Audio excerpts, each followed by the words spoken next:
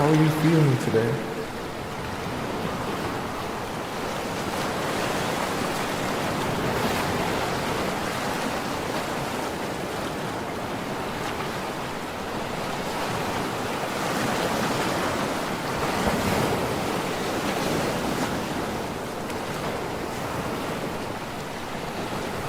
Do you feel fulfilled in life?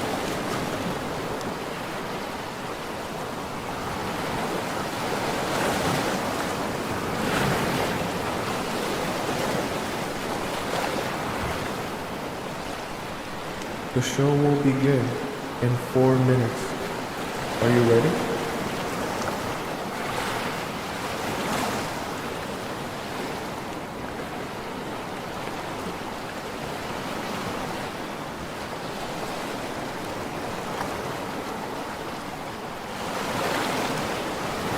When was the last time you felt betrayed?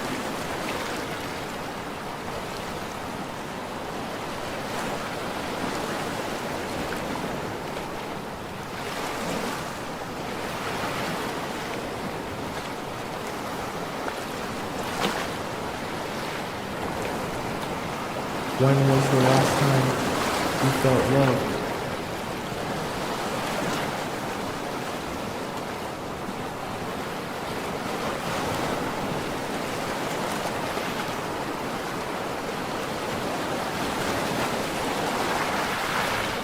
The show will begin in 3 minutes. Are you ready?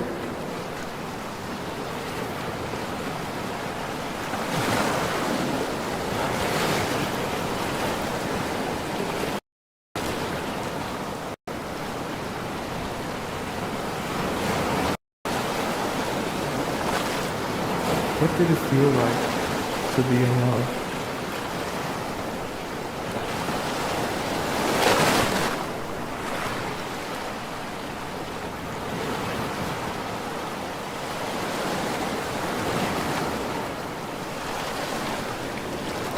What is the most painful part of being in love?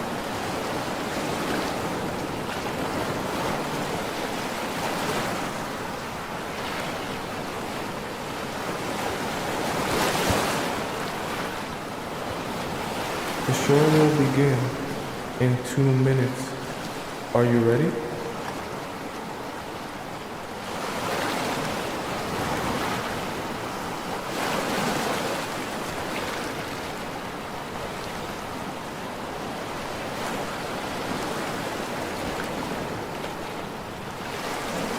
Are you ready to be transformed?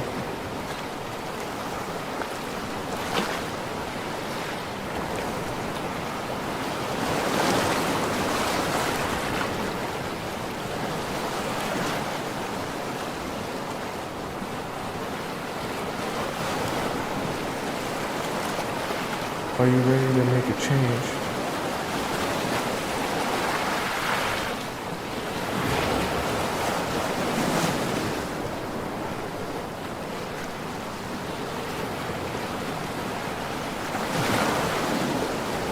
The show will begin in 1 minute. I hope you're ready.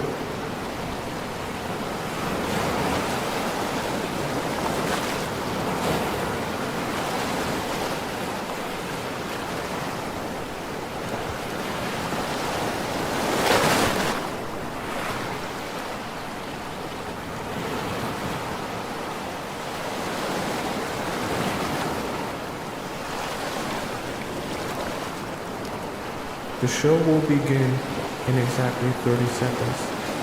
Get ready.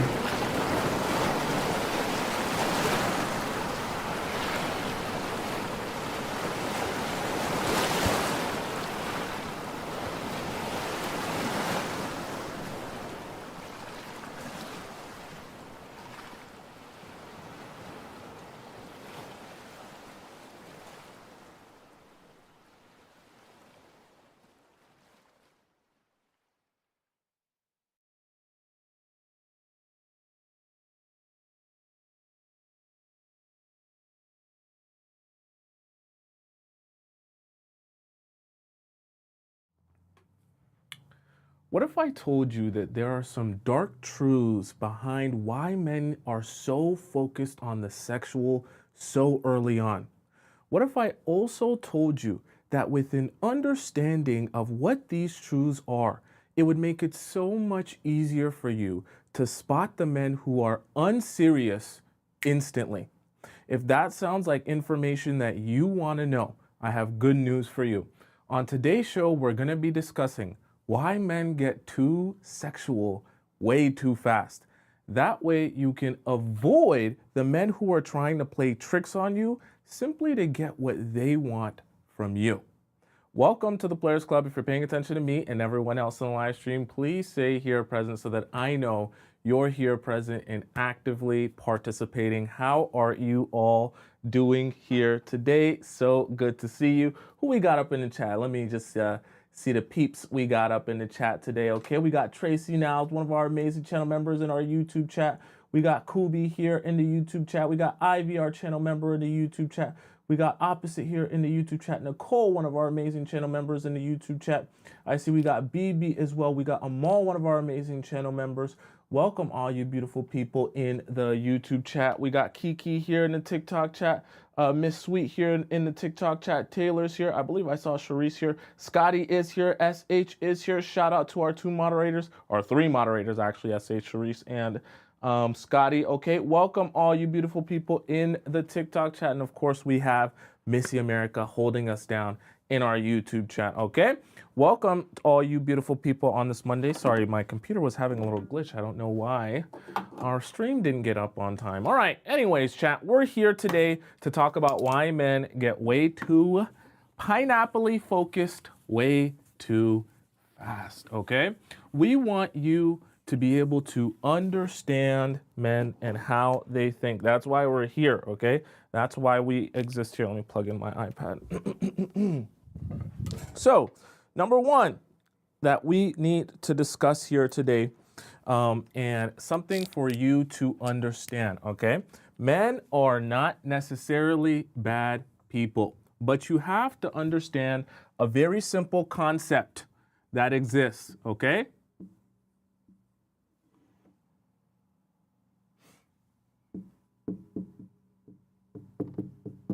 Okay, so we need to talk about opportunity. So men are not necessarily trying to ruin your life. But what is happening is that in the process of them meeting you, there is an opportunity there to get something and extract something from you. Now, this doesn't necessarily mean that all men that date you only want one simple thing from you, okay? There are men that you will meet that will actually want to get to know you and actually want to be with you. But you have to understand when you're starting to think to yourself, why are most of the men that I meet simply so focused on the sexual, okay? On the pineapple-y part of our relationship. What you need to understand is men are trying to take this opportunity that if you are one of the women who are willing to give yourself away for free, they will gladly take advantage of that so that they can get access to you. Okay, so let me go into my note here, and then because I want to show you guys kind of a little bit of an analogy so that we can all be on the same page here of how opportunity works and what men are trying to accomplish here with you in relationships with you. So let's imagine you have a fisherman, okay? And this fisherman is going to cast out this large net, okay? So let's just say this is a net, okay? Right? And so this net, right, that the fisherman is going to cast out is meant to obviously catch all of these little fishies. I don't know how to draw fish, so we'll just draw them real weird, okay? All these little fishies, right? And in the process of this fisherman casting out this wide net to catch all of these different fish, what you want to understand is that in the process of doing this, this fisherman will miss some fish. There will be some fish that are too small that slip through the net. There will also be some fish that are like huge sharks, okay? huge sharks with huge fins and things like that, right? And they are whales and things like that, and they don't get caught within the net. And so as this fisherman casts this wide net here, he understands that some of these fish will not get caught. But the fisherman is not concerned about the fish that do not get caught within the net. The fisherman understands that if his net and his strategy and his casting placement is good enough, he will always be able to gather a certain amount of fish, okay? It's guaranteed.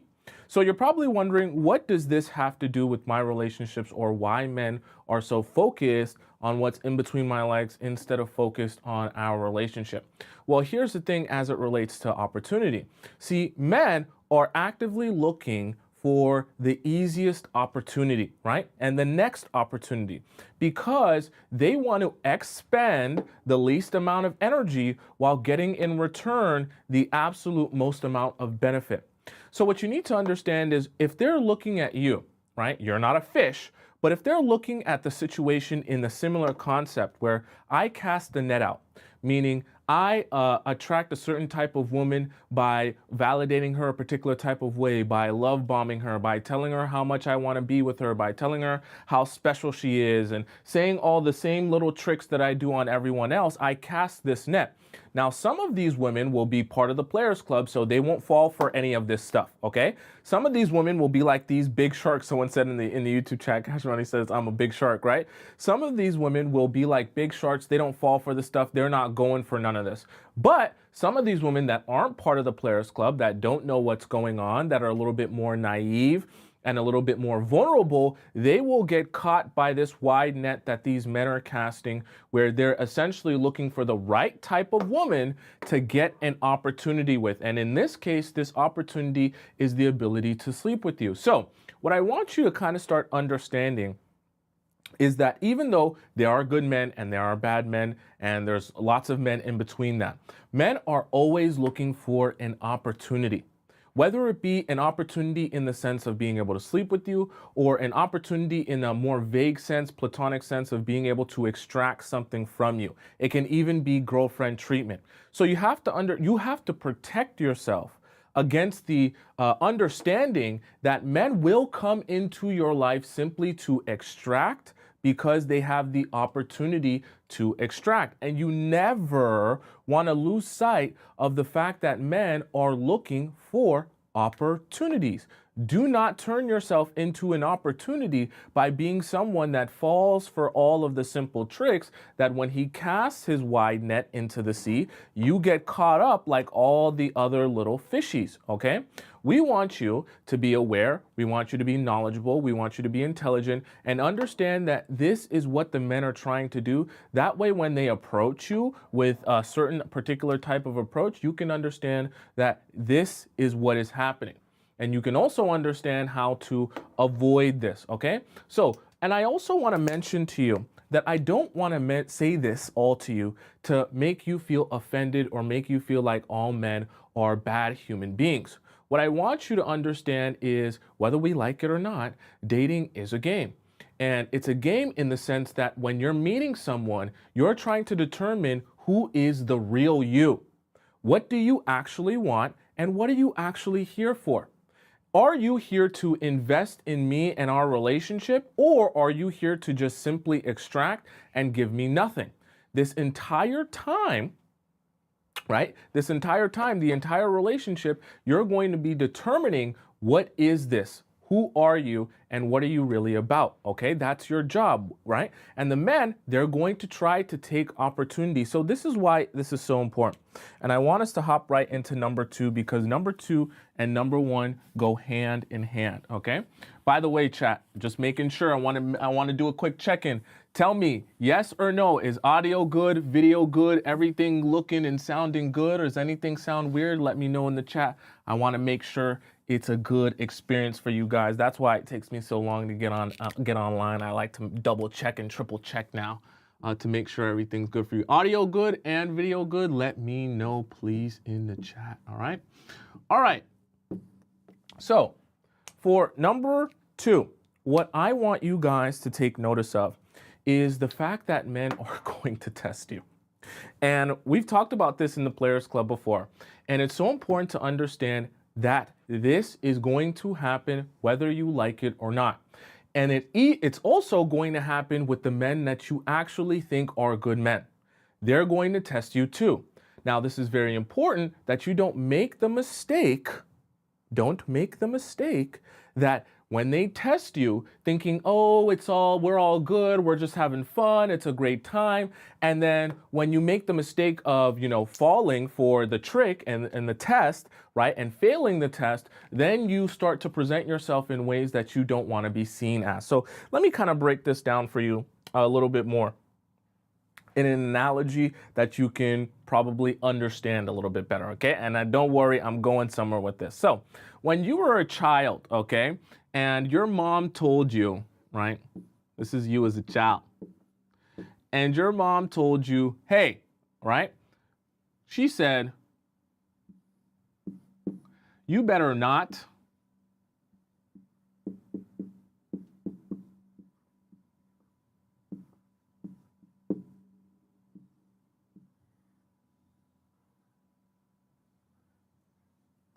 she said, don't touch the pot, right? Let's imagine when you were a child, your mom would be cooking, and whenever you would go around that stove, your mom would say, hey, don't touch that pot. It's hot. It's going to burn you. But you're a child, so you don't really understand what it means when she says it's going to burn you, it's going to hurt, don't touch the pot. But what you do know is when she says don't touch that pot, what's the first thing you start thinking of? Why don't you want me to touch that pot? Why are you trying to stop me from touching that pot? Now I'm curious what it's like to touch that pot. And I actually fell for this as a child as well. And so one day, as you become curious and your mom's not looking, you remember her saying, don't touch that pot, don't touch that pot. But you start thinking to yourself, well, what happens if I just touch the side? What happens if I just touch the underneath? What happens if I just touch the bottom of it? And so one day you finally touch that pot. And when you touch that pot, your skin starts sizzling and you're like, oh my God, you're a child, right? So you've never experienced pain like this, and you start feeling that tingling feeling in your fingers, right? And you realize that when you touch that pot, there is pain associated with that.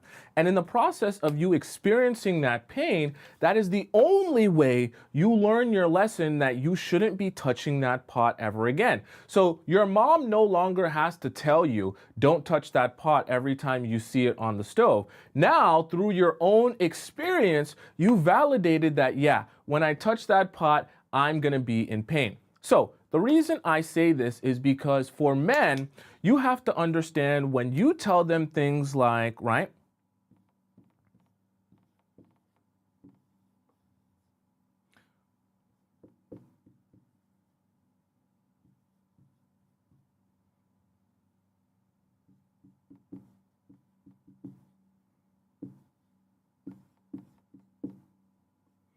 when you say, I'm not sleeping with you, right? And you tell them this is not happening, we're not doing this, we're not going to do this, I'm not like one of those girls. He's not then immediately just going to say, oh, because you said so, because you're not like one of these other girls, because you're so different, I'll just accept that and I won't try. What's going to end up happening is much similar to when someone told you not to touch that hot pot. He's still going to attempt to test you and see, are you really about what you say you're about, right? And so when you say you're not going to sleep with him, right? Let me separate this so you guys can see, right? When you say that you're not going to sleep with him, he's going to still end up trying to test you, right?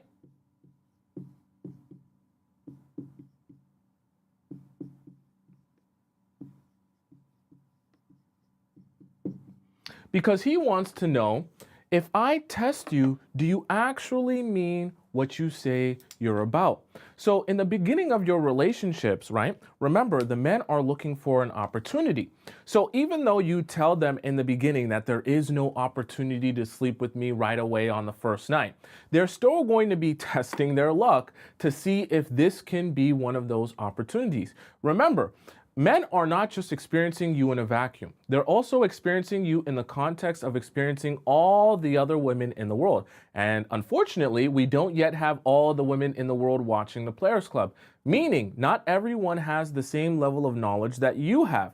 Meaning that the men who are dating you have actually become accustomed to being able to meet women, have those women tell them that they're so different from all the other women and they're so much more special and they're not going to do this and they're not going to do that.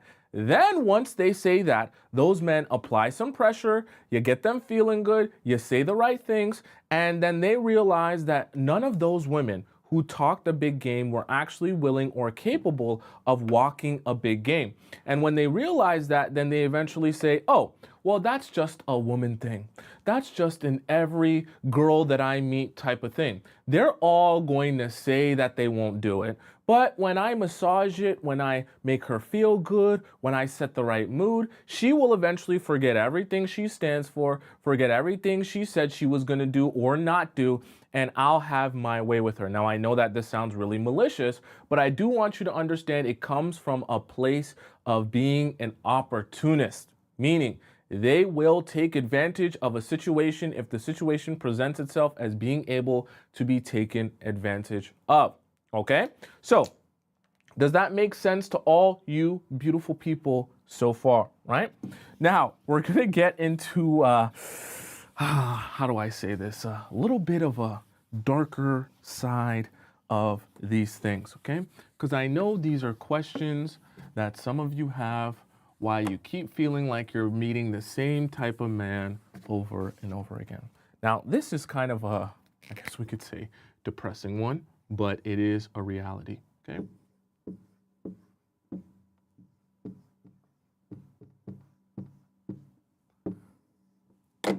Soul control.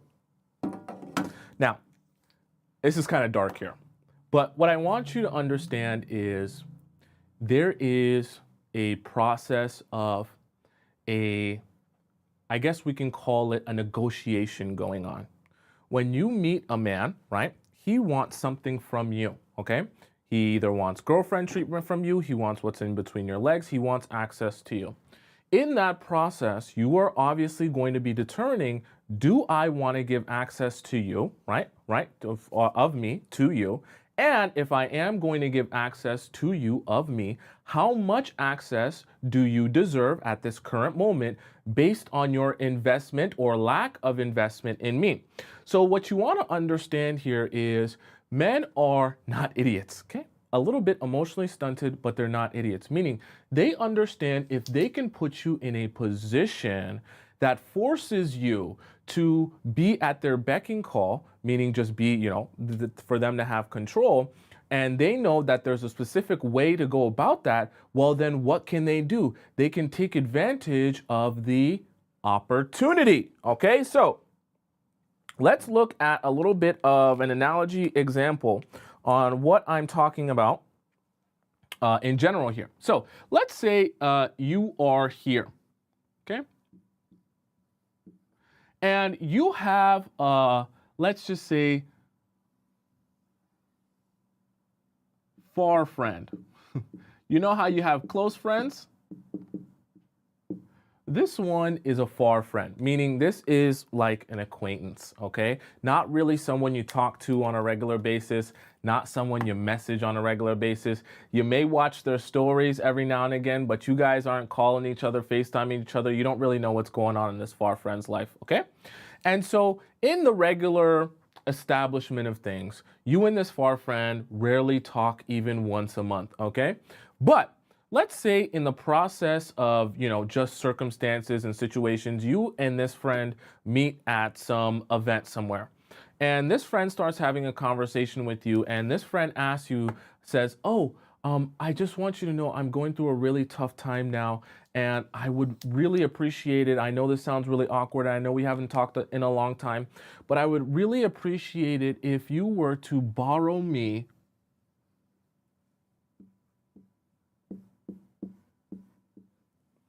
$1,000.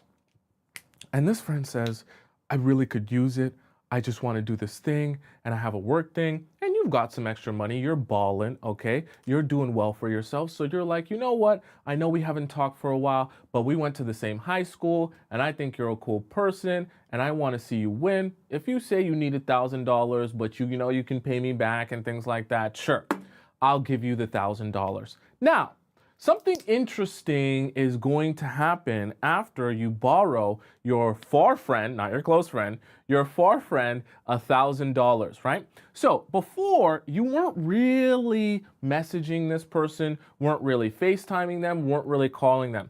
But now all of a sudden, because you have sent this person $1,000 that you're eventually hoping to get back, all of a sudden you're going to check in, right?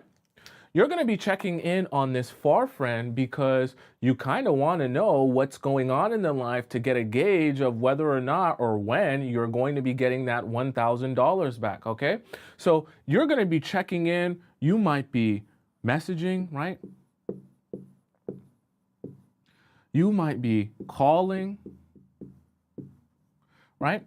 And someone who you originally went from being someone who you weren't really talking to and weren't really communicating with because it didn't really matter. This far friend was pretty inconsequential to your life and your future. Okay, nothing wrong with that. Not everyone's going to be in your close circle.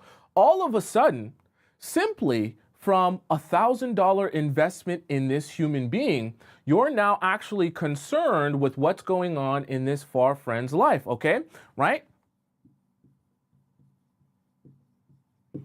You're concerned not from the standpoint that you really care about this friend, but you care about this friend's life as it pertains to you getting your money back. So the reason I give you this example is because I want you to understand there is a level of control that men will take over you as soon as they sleep with you, which is actually, ironically, part of the reason why men will emphasize sleeping with you so early on. Because remember, I told you, they're opportunists. So there's an opportunity to have someone at your beck and call that you can take advantage of and get to do what you want them to do without having to invest in them if you have control over them, right? Or if they have, or if you, sorry, you meaning him, has something that you want. Now you're probably thinking, well, wait, but if I sleep with him, I'm not really, I guess I'm sleeping with him, but then he doesn't have anything of mine. Like, why would it matter afterwards? Well, see, here's the thing. Once you sleep with the man, you're not necessarily giving him something like a gift, but you're giving your soul to him. You're giving your soul to him and your spirit to him through the exchange and the transfer of energies that happens when you sleep with someone, okay? If you're not a spiritual person, you're going to learn to be spiritual when you enter the Players Club, because that's what's happening when it comes to relationships and intimacy. Okay, I'm going to let you in on a little secret. So you're giving your soul and your spirit to that man. That's what you're giving him. But the problem is, this is like an investment. Are you following me now? So just like in this analogy, where as soon as you gave someone $1,000 that really didn't matter to you and matter to your life, all of a sudden, simply by you investing in that far friend, all of a sudden now you care to check in, you care to message, you care to call, and you're concerned about what's going on in that far friend's life because you have put some investment that matters to you into that human being. So the same thing applies in your situation when you sleep with the man. As soon as you sleep with him, you're putting in investment, obviously not monetary, but spiritually, into that man. And when you put that investment into that man, all of a sudden he becomes more important to you. You're concerned with what's going on in his life. You're concerned with calling him and messaging him and checking in on him.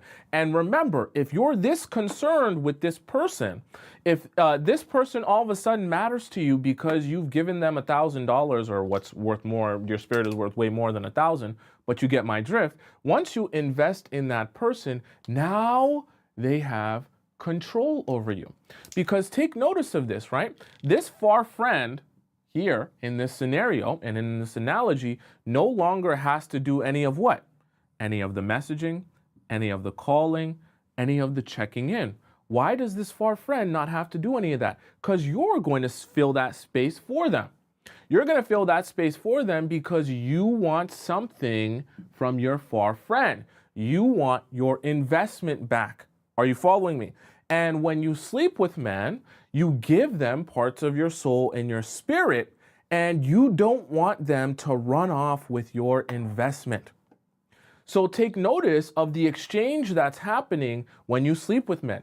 And if that exchange is happening and then he's getting all of this power and men are opportunists, no wonder why men are in a rush to gain as much power as they possibly can. Because the quicker that they gain power, the quicker they can position the relationship into the dynamic which is ideal for an opportunist. And the dynamic which is ideal for an opportunist is you invest and give to me while I invest and give you nothing. That way, I can take my energy back for myself, also have you give your energy to me, and I can take that excess of energy and go do other things with it, whether it be chase around other women, whether it be, go and play video games, whether it be just build up my own self-esteem, right? Men take that transfer of energy from you, right? And then they're allowed to go and do whatever they want while still having control over you. Because now that you've given that investment to him, you don't feel like you can just allow him to walk away. So that becomes control, where he can now get you to follow him around and just keep, waiting for something, waiting for his investment, waiting for his time, waiting for his attention. And in the process of that, he gets to take that energy and focus and he gets to go and invest it somewhere else, okay? One day we're going to have a whole show just about energy investment and transfers of energy and things like that, okay?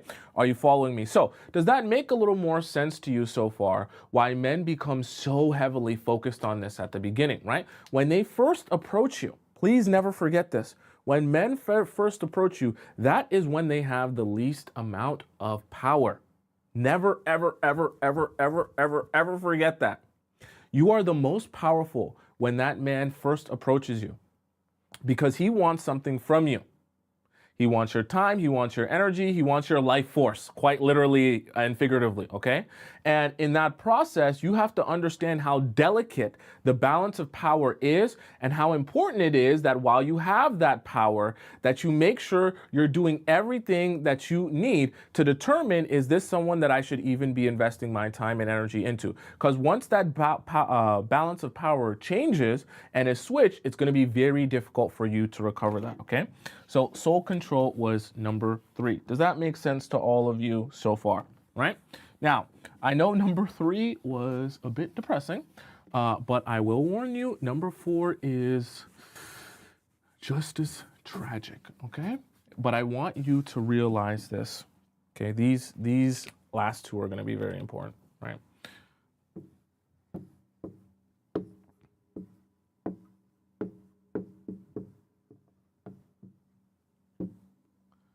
Unfortunately, one thing that you need to realize is men will use pineapples and sex. We can be adults, okay?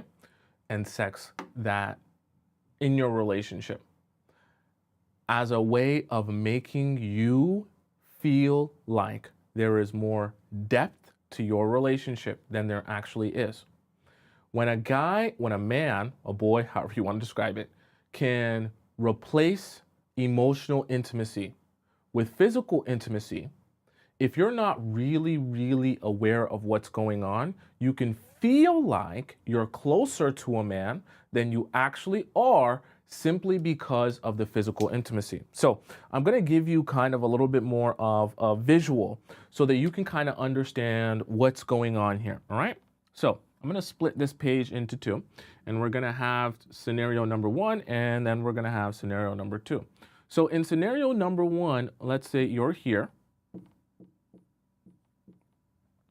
and the man is here. And in scenario number 1, let's say the 2 of you have been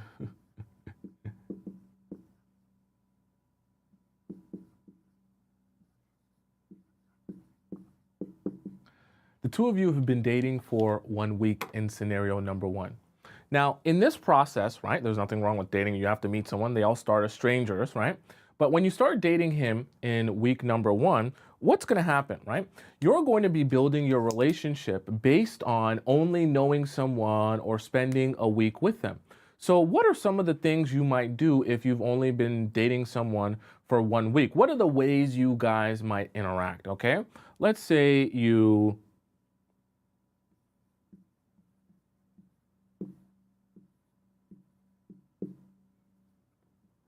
phone call after work, okay? Right? So let's say, for example, one of the things you guys do is you phone call each other after work, right? You might also, let's just say for the sake of argument, uh,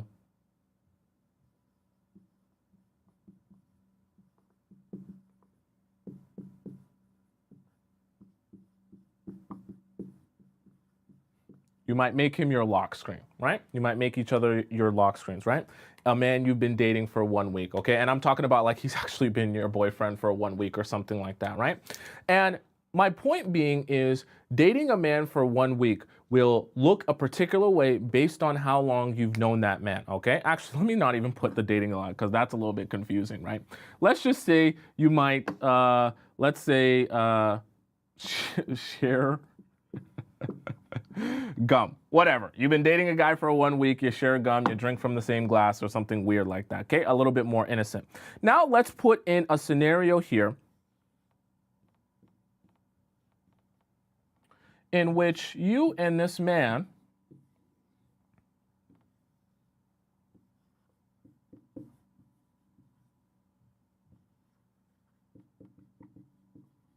have been dating for 1 year, okay?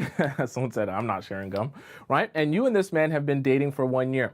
The reason I give you guys this difference is because obviously phone calling, right, when you've been dating for 1 year is natural. Sharing gum, I don't know, sharing a drink, whatever, if you've been dating for 1 week is natural. But if you've been dating for 1 year, right, you might do something like,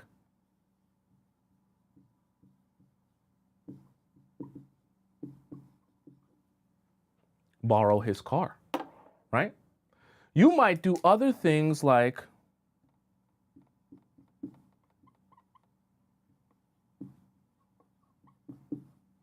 go to his family events, okay?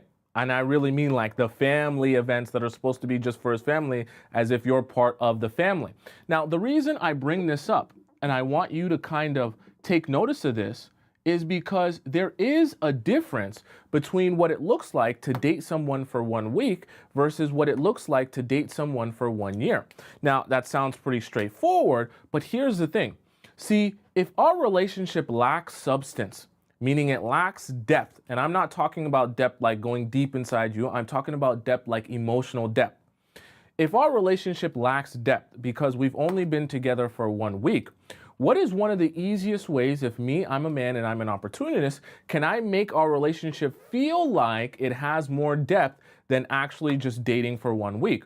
If I can get heavy on this emotional intimacy, right, and make you feel like we're having a really strong, deep bond and connection, then I can start to make you feel like I've been dating you for 1 year. So even though it's only been a couple of weeks, but you feel like we've been dating for 1 year, what are you willing to do now? You're willing to invest in me and do things for me that you wouldn't otherwise do because it would be inappropriate to do that if you were dating someone for 1 week, okay? Nothing wrong with dating someone for 1 week, but there are certain things that become inappropriate if you've only been dating them for 1 week. You might let your boyfriend borrow your car if it's been broken down and he has to get to work if you've been dating him for 1 year. You're probably not going to let that same man that you just met a week ago borrow your car. And so there are things that are appropriate and inappropriate based on the timeline that you've been dating that person. But remember, if the men are opportunists, meaning they're here for an opportunity to cast that net and catch the fish who don't watch the Players Club and don't know what's going on, and I can make that fish that I catch feel like we've been dating for a year, what do I get? I get more investment. And what does that lead to? As you give more investment, I get more control. That's the soul control that we just talked about earlier, right? Because as you invest in me, now all of a sudden you feel like you need to get back your investment, or you need to get your money's worth on that investment. And so you don't want me to walk away. You don't want me to leave you. And so you're constantly hoping that this relationship can work out. And when you're in hope that this can work out, I don't got to do anything more for you. I don't got to say anything more for you. I don't even have to put my best foot forward. So the men put that focus on sleeping with you as a way of making you feel like there's so much more depth to your relationship than there actually is. Okay? Are you following me so far? All right, let's go on to number 5. All right, number 5 is a tough one. All right, and I want you listening to this. I want you to hear this from me, okay? Because I love you and I care about you. Okay. So number 5 here is quite unfortunate, but it is true.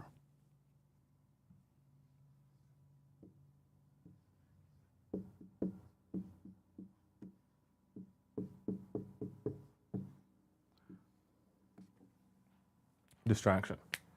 Now, you're probably thinking to yourself, oh, you're just saying, Tomisin, that this is supposed to be a distraction from the truth that I won't know what's going on in our relationship. I'm actually not even saying that, even though that is true. The distraction I'm actually referring to is the distraction that men use on themselves when they don't want to put their focus, their time, their energy on the things that they know they should be doing.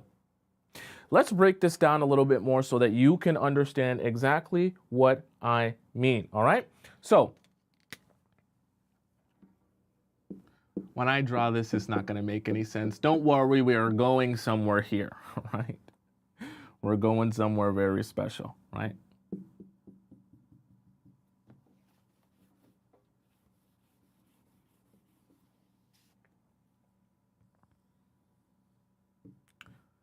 So, let's just say for the sake of example, and don't worry, we're gonna get somewhere here. Let's say for the sake of example, when you were back in high school, right? I'm assuming none of you are still in high school. When you were back in high school and you had a class project to do that, you had a couple of weeks to do, right? There was, your teacher would give you the assignment, tell you how you're supposed to get it done, tell you what the requirements are, and tell you the due date. So there's a path forward towards that project, or towards finishing that project and accomplishing that project. Obviously, you got to take your little steps. You got to do your rough draft. You got to do your second draft. You got to do all these different things in order to finish up that project, okay? So you're here at the beginning of that project and you're trying to get here, which is why I drew a road, right? Like this is like your destination that you're trying to get to here. But in the process of procrastinating, right? When you know that you don't really want to do the project right now and you're just trying to look for other things that you can do instead of just working on the project because you're feeling a little bit lazy and you're procrastinating a little bit, instead of taking this straight line up to this project and getting it done and having it over with, you'll take a detour route over here and you'll start, let's say, cleaning. Right? You'll take a detour route here and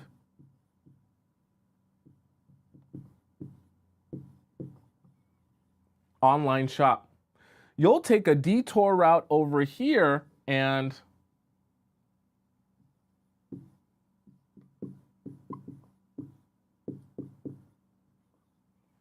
go to the club. And so there are so many detour routes that you'll take instead of just taking the straight line to the project because you're procrastinating doing what you need to do to get your grade so that you can pass this class, that you can eventually graduate, okay? Because that's the end goal here. And the reason I give you this is because I want you to understand for men, it can actually be the same thing here. See, men are supposed to have goals in their life. They're supposed to have a destination which they're trying to strive for, okay? They're supposed to, in the process of becoming a man, you have to protect and provide. So you have to be able to gather your resources and build your resources up, build your empire, your career, your lifestyle, so that eventually when you meet a woman, you can protect and provide for her. That is one of the main functions of men in relationships. What's gonna happen though for a lot of men, and this is a very interesting concept that I actually want you to pay attention to, instead of doing this, right? Focusing on their path forward to what they're supposed to be doing and getting done what matters in their life. Instead, they will take detours that give them dopamine hits instead of doing what is mandatory of them if they're going to be a man in this world and be able to protect and provide. And one of the detours that they'll end up making is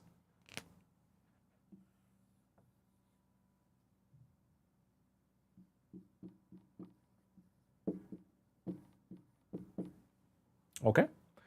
This is one of the main detours that men will take instead of doing what is actually important for the rest of their life that they need to be focused on, because if they don't get these things done, then they're not going to be where they need to be in their life.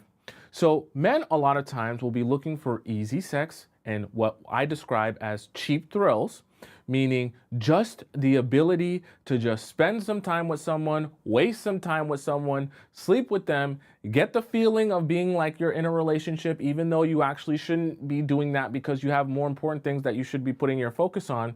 And when they do this, right, it's an easy distraction from what they should be working on, right? Which is all these aspects, instead of it being a project in this case, these are the aspects of him as a man that he has yet to accomplish or he has yet to reach that goal. Meaning whether it be in his career, whether it be in his business, whether it be for his life, whether it be anything that he is supposed to knows he's supposed to be doing and getting done for himself and in his life.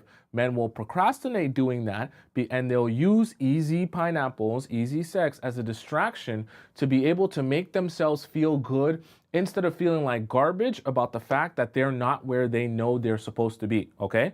Or where they think they should be. And a lot of times you'll find guys using you and using the process of sleeping with you, especially if you're someone that will sleep with him for free, as a distraction from getting those things done. Because the reality of it is, if he actually wanted to date and be with his dream woman, he would actually have to get a lot of this here done. He would have to get very close, if not already get to this destination here, in which in this case, in the analogy, it's the project. He would have to get to his destination, be able to have the resources, protect, provide, which just means make his money, have his career, have his profession, be a man, be emotionally intelligent, work on himself. He'd have to do so much work and investing into himself before he's even man enough to be with his dream woman.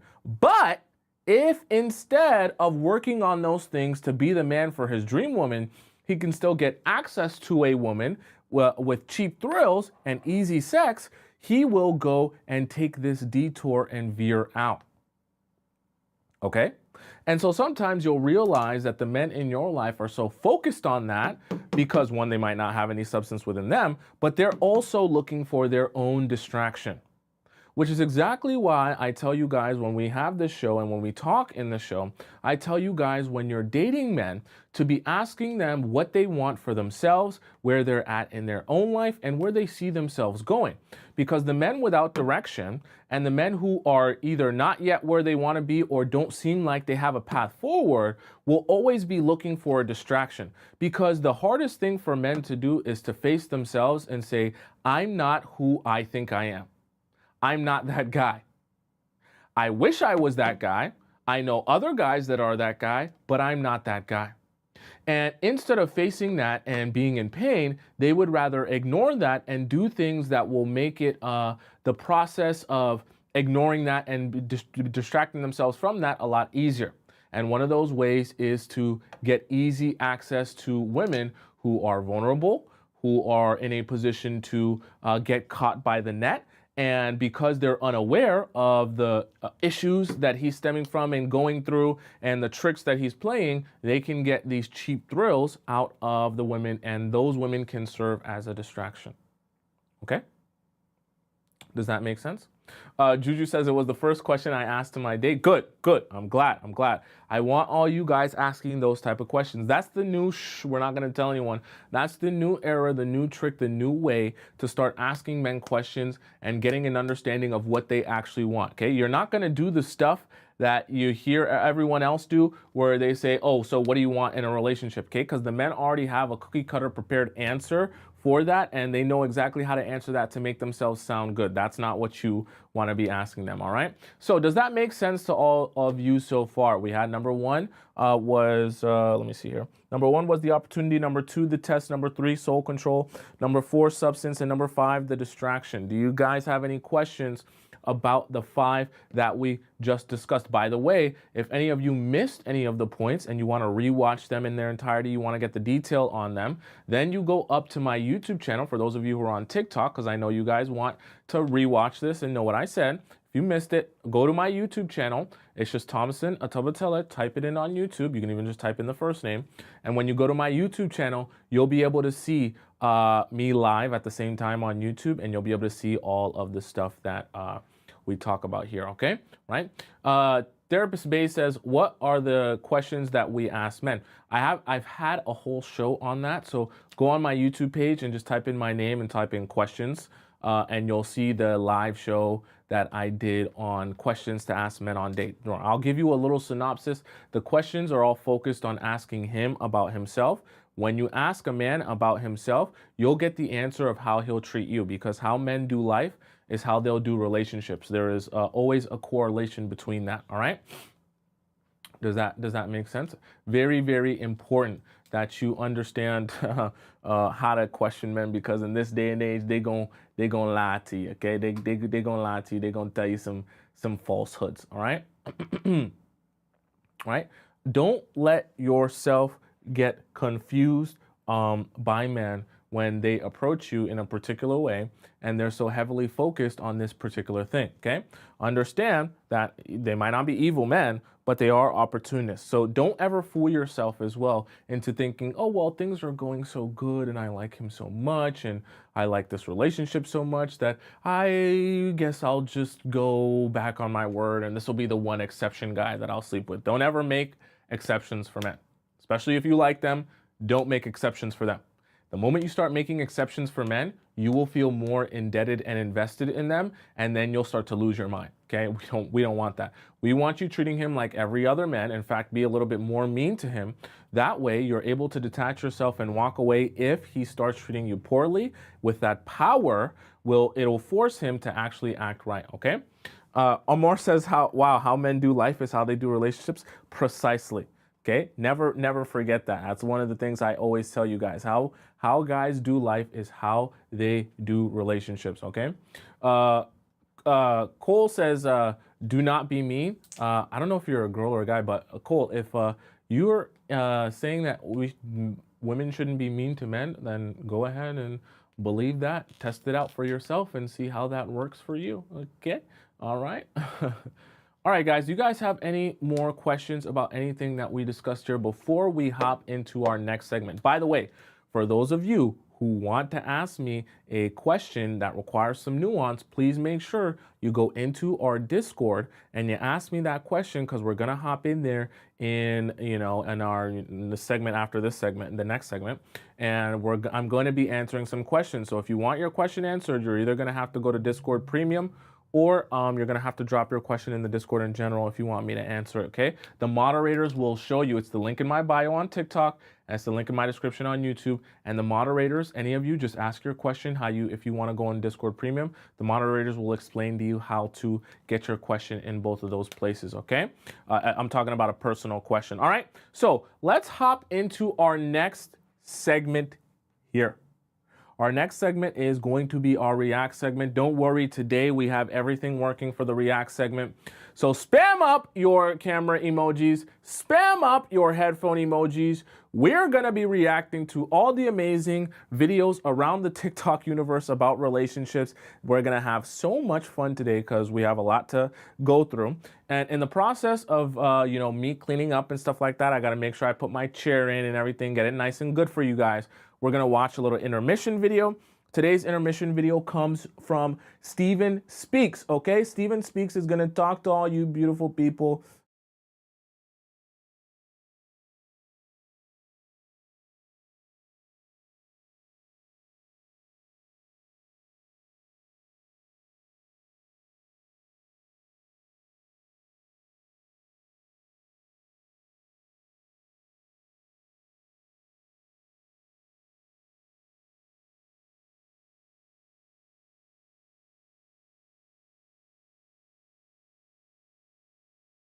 the same page. You have to be able to talk to each other, express yourselves to each other, because if not, it causes all kinds of problems. And the reality is, the unfortunate reality is that many relationships are going through this. Whether you're in one right now or you are hoping to get into one, you have to be mindful and aware of the fact that a lot of men struggle with opening up. That's just an unfortunate truth. Now, one of the reasons, of course, I think most of us will agree, if not all, men are not raised to be very expressive emotionally, all right? Men are told to suck it up, to deal with it, and they bottle up their emotions and they don't know how to process and handle them properly.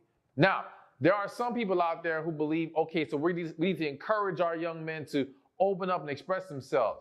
Yes, yes, but to a certain extent. And what I mean to a certain extent is, it is one thing to express how you feel and remain calm and gain control of your emotions, rather than to allow yourself to be an emotional wreck while you're expressing yourself, all right? Just throwing that out there, whole nother discussion. Let's get back to the grown men though. He's already grown, he's struggling, and again, you as a woman have to be mindful of what role do you play in his ability to, or his willingness to open up to you. Now, of course, there's a big point I have to make at the very end. Just listen to the whole thing, because I have to explain this one big point. But let's start with some of the other things. So when you show him that you will not throw things back in his face, he can start to open up to you. If you scour the internet and you see any videos or discussions about men communicating and opening up, you will constantly see men complain about or point out the fact that they cannot trust women to not use those moments against them. That they will now, again, throw it back in their face. They will judge them, look down on them, all kinds of issues. And because of this, men are shutting down. Now, I am not a believer that this is a healthy way to handle this on the men's side. I still encourage a man to open up, and if she shows you she will throw it back in your face, that just shows you can't be with this woman. All right? So the man can't expose what he's dealing with unless he's willing to open up. But also because it's unfair to the woman who is willing to listen and not throw it back in his face for him to just shut down. Regardless of that, the fact remains that many men hold back for this reason. So, as a woman, let me say this. Everything I'm about to mention on this list is things you can apply with anyone. Friends, family, your children. This is going to help anyone in your life be more willing to talk to you and open up more, okay? So understand that you can't just make this about, well, he's a grown man, he should be able to do this on his own. Why do I need to do anything? No, because flip it for a second. If you felt like every time you opened up, your man threw it back in your face, well, you're going to think twice too. You might talk to your friends, you might talk to other individuals, but confiding in him will get less and less because of the way that he handles it. So again, there is still a role that you play in this dynamic. And this throwing things back in the face is it's a huge, again, if you were to poll men, I guarantee this would be one of the number one reasons why a man will tell you why they don't open up to a woman. All right? So be mindful of that. And what I want to elaborate on more is this. You've really got to practice this always in your life. You have to be aware and be willing to hold yourself accountable when you do this to anyone. Because the reality is that if you have a habit of throwing things back in people's faces, again, friends, family, kids, whoever, it will be very difficult for you to not do it to the man that you're with. Plain and simple. Not to mention, if you say, well, I've been dating this man and he hasn't even given me the opportunity to show him I won't throw it back in his face. Well, guess what? He is paying attention to what you do with other people too. So if he has witnessed or heard of, whether it be on the phone, whether it be in person, that you took information and threw it back. Now he's like, oh, I'm not gonna put myself in that position. Hell no. Like, I'm not even gonna go there. He now sees he cannot trust you in that way. So please be aware you're being watched. Like the eyes are on you. And if you don't learn how to manage this in general, you're gonna have. Next segment of the show. How are you feeling? How are y'all feeling? How are you feeling today? All right. Problem. So, okay, thank you, Steven Speaks. We appreciate you. Now we're on our React segment of the show here. Hope all of you can see that. Let me just fix this window here. Okay, there we go. All right. So let's hop into our first video, and I think I missed a bunch from before. Okay, I believe this is the use the first baby video. voice, they less like. We got to watch this a lot when I was having the technical difficulties. Let's do our next one. These are Okay. 3 ways that females manipulate men, and y'all fall for the shit each and every time. Let's get it. 1, she plays childish blocking games when she's mad, right? She might block your number, block you on Instagram, ignore your text messages. Y'all can be on the phone and she gonna hang up on you. And guess what your bitch ass gonna do? You gonna message her on Facebook. You gonna message her from your sister's phone. You gonna call her blocked. Babe, unblock me. That's that bitch shit. When a girl block you, you ignore her until she reaches out. I'm telling you, hold your nuts. When a girl see that you're strong and you're not giving into her bullshit, she gonna come to her senses in a few hours, maybe a day if she's hard-headed, right? And she gonna be like, babe, I'm sorry, you know, I was tripping. Fuck you. Y'all be there panicking like little bitches, like, oh my God, she blocked me. What am I gonna do? She's gonna break up with me. No, the fuck she's not, bro. It's all a mind game to her. So, remember these words. Validation leads to manipulation, right? So when I'm dealing with a girl, she might get a compliment once every 3 weeks, once every 2 months, right? And when she don't get validation for 2 weeks, guess what she gonna do? She gonna send me or you a random selfie fishing for compliments. And guess what me and you's gonna do? We gonna like this shit. No compliments. Keep it player. I'm telling you, bro, you never let a girl know you all about her. You gotta keep her guessing like, damn, he hasn't complimented me in 3 weeks. Does he like me? Like, what's going on? The moment you let a girl know that you're all about her, you're complimenting her every day, she gonna lose attraction, bro. This shit is all game. It is what it is. Girls invented it and I'm running this shit. In this life, you're either the finesser or the finessee. You choose. It's up to you, my boy. 3, in the talking stage, she might pull back one day. Take 10 hours to respond the next day. She's testing your strength. She wanna see if you're a weak motherfucker.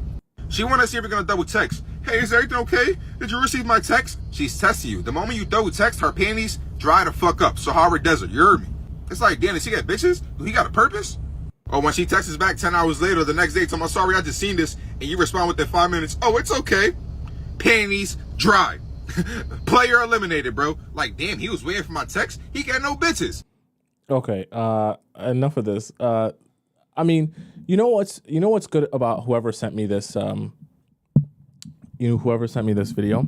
What's good is you're actually getting an opportunity to see how the men are coaching the other men. Are you following what I'm saying? So it's kind of all, it's a war here. But you're getting an opportunity to see what the men are advising to the other men. And so if you're hearing him say this to the other men and the men are listening to this has like 50K likes, right? So you're kind of hearing the way that they strategize and how they go about things and the type of things that they're likely to do.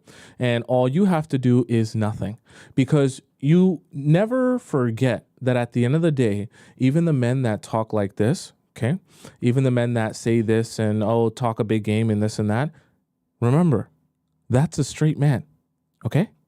Meaning, at some point, he's going to eventually have to invest in a woman. Eventually, he's going to have to say, I do like women and I am attracted to them, so I'm going to have to find one that I like. And if I'm going to find one that I like, I'm probably going to have to treat her well and treat her with some sort of respect. So never forget that even when you hear men say stuff like this, you might get nervous and think, oh my God, with the men that's saying stuff like this, I might not get a chance. I don't know if I'll be able to play these games. I might have to just listen and be easygoing and I might have to be what these men want and what they're looking for. No, you don't. Because the men they need something from you. And they have to pursue you or else they get nothing from women. So it's a pretty simple proposition in the sense that you have all the leverage and all the power. Never forget that. So don't let stuff like this phase you where you think, oh my God, if all the men think like that, then I'll be left with nothing. No, you won't. Because eventually all of those straight men will look around in the room. Once they, trust me, I promise you, once they finish going, yeah, we're taking back our power. Yeah, we're manly men. Yeah, we're going to say no to the B words. We're going to cancel all the hoes. They get no love, no attention. Oh, yeah, men. And then after a couple of, weeks, they look around and they say, damn, bro, I love you, bro, but, and men power, but we not gonna have any girls here. Like, I don't just want to sit and look at your dusty You look gross. You look nasty. I don't want to see hair on chest for the rest of my life. And they start saying, hey, can we get some feminine women energy up in here? That's what's really gonna make it a party. And then what happens then? All the advice that they were doing that, pushed all the women away is starting to look a little bit iffy for them. Now they want women. So don't forget, you have the power here, okay?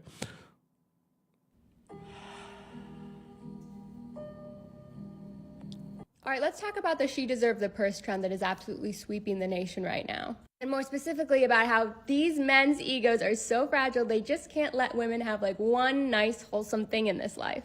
Yes, that's correct. Men have already come in and ruined this trend by starting their own counter trend. But in case you have no idea what I'm talking about, the She Deserved the Purse movement is a pay it forward movement that women started recently after this video of a purse just sitting alone in like the baby formula aisle went absolutely viral, and everyone started wondering what the story was behind that. Because everyone knows all too well the story of how many sacrifices a mother has to make for her children.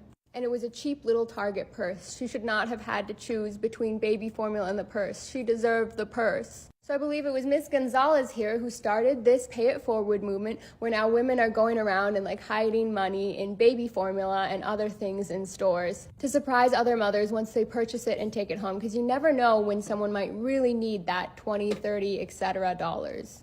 But as it always seems to go, this story of women encouraging and supporting each other and building these communities and systems of support have upset a lot of men. And so instead of taking the time to focus on their community and their problems that we can't ever seem to stop hearing about, they decided to put time, energy, and effort into instead starting again another counter movement targeting these women and the joy they're experiencing. That's so weird. By going through stores now and completely destroying baby sections and essential goods that mothers would usually purchase. Because these grown men have come to the conclusion that that's not really fair. And so again, instead of taking the time to focus on themselves and maybe starting a movement to support other men, or doing absolutely anything productive and helpful, they've decided once again to just take it out on women instead. Because I guess for some reason that's just easier. So they've started a counter trend, videotaping themselves going through and destroying these sections. And then they have the audacity to sit around and wonder why birth rates are dropping to an alarmingly low rate and more women are single now than ever. Maybe it's because y'all literally throw a fit at even the thought of women being happy and having community. This is so weird. This is so weird. This is so weird. Like, this is so weird. Especially for, like, I don't get it. Some of the stuff that we watch, I don't get it from the simple standpoint of, like, I just don't understand why people would care so much to, like, try to, like, undo this. Like, why are you... Men, they need purpose in their life. I have to stress this to you as women. Men need purpose in your life. Please don't be the woman who makes the mistake of being in a relationship with a man who has no purpose and no direction. When men are directionless and they have no purpose, they do F stuff like this. Okay? This is a clear sign of a man with no purpose and no life. That's why they start looking for ways to just get under people's skin and do stuff that it's just so stupid and so useless, and such a disservice to society. It bothers me because I know they're doing this because they have too much time on their hands. It's why you have to give kids structure. That's another story for another day. Next year. If you were talking to a guy and then he's disappeared. Excuse me. Oh, I think we did this one already. We did do more. One of the worst decisions as a woman you can make is dating and marrying a man that can't make decisions. If you meet a man that takes 10 years to decide if he wants to commit, who takes 5 years to decide whether he wants to label it, can't decide if he wants to have kids or not, can't decide where he wants to live, it takes him forever, you end up having to make all the decisions, second guesses everything, he doesn't have the confidence to just make a decision. Do not be with a man like this. You will ruin your life. I promise you, you will never progress in any way, shape, or form, because these men can't even lead their own life. They don't even know how to make their own decisions. How are they going to make decisions for you and for the family? It's not just men. I think people with self-confidence, they make quick decisions because they believe that even if the decision is bad, I'm a problem solver, I'll fix it. They're fixers. But men who can't make decisions, the real problem is they are not problem solvers. They think that if they make a bad decision, it's a bunch of new problems, and then what will they do? And then they just overreact to the idea of that. So you really want to find a man who is a really good problem solver and decision maker. Without that, you will really suffer. Okay? I'll be telling you guys this. I'll be saying it. Thank you, Sadie, for reinforcing it, because I'm not the first one to say it, but it is what we talk about here a lot in the Players Club. You look for men with direction and purpose. And when you date men, one of the first questions you ask them is trying to understand what if they do have direction or purpose. Because the men who are directionless, they will waste your life away. You'll be sitting around wondering, how come I can't get you to do anything? And especially when you get to the point where you're having children with a man and he's supposed to be the head of the household, so to speak, that man is supposed to be able to help make decisions for not only himself, but for your children as well. And if he can't even start with himself and put himself on the right path, how on God's green earth is he going to be able to put his children on the right path? Okay, you heard me just talk about structure.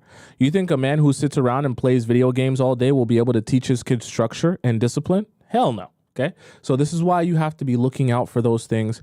Obviously, when you're dating men, it's all fun and games and you're just thinking more about your pleasure, but you also have to be thinking about your future. And your future is the guy that you're dating might eventually turn into your husband and the father of your children. So if you can't foresee him being that, or you don't think he has the qualities to do that, rethink that relationship and that man.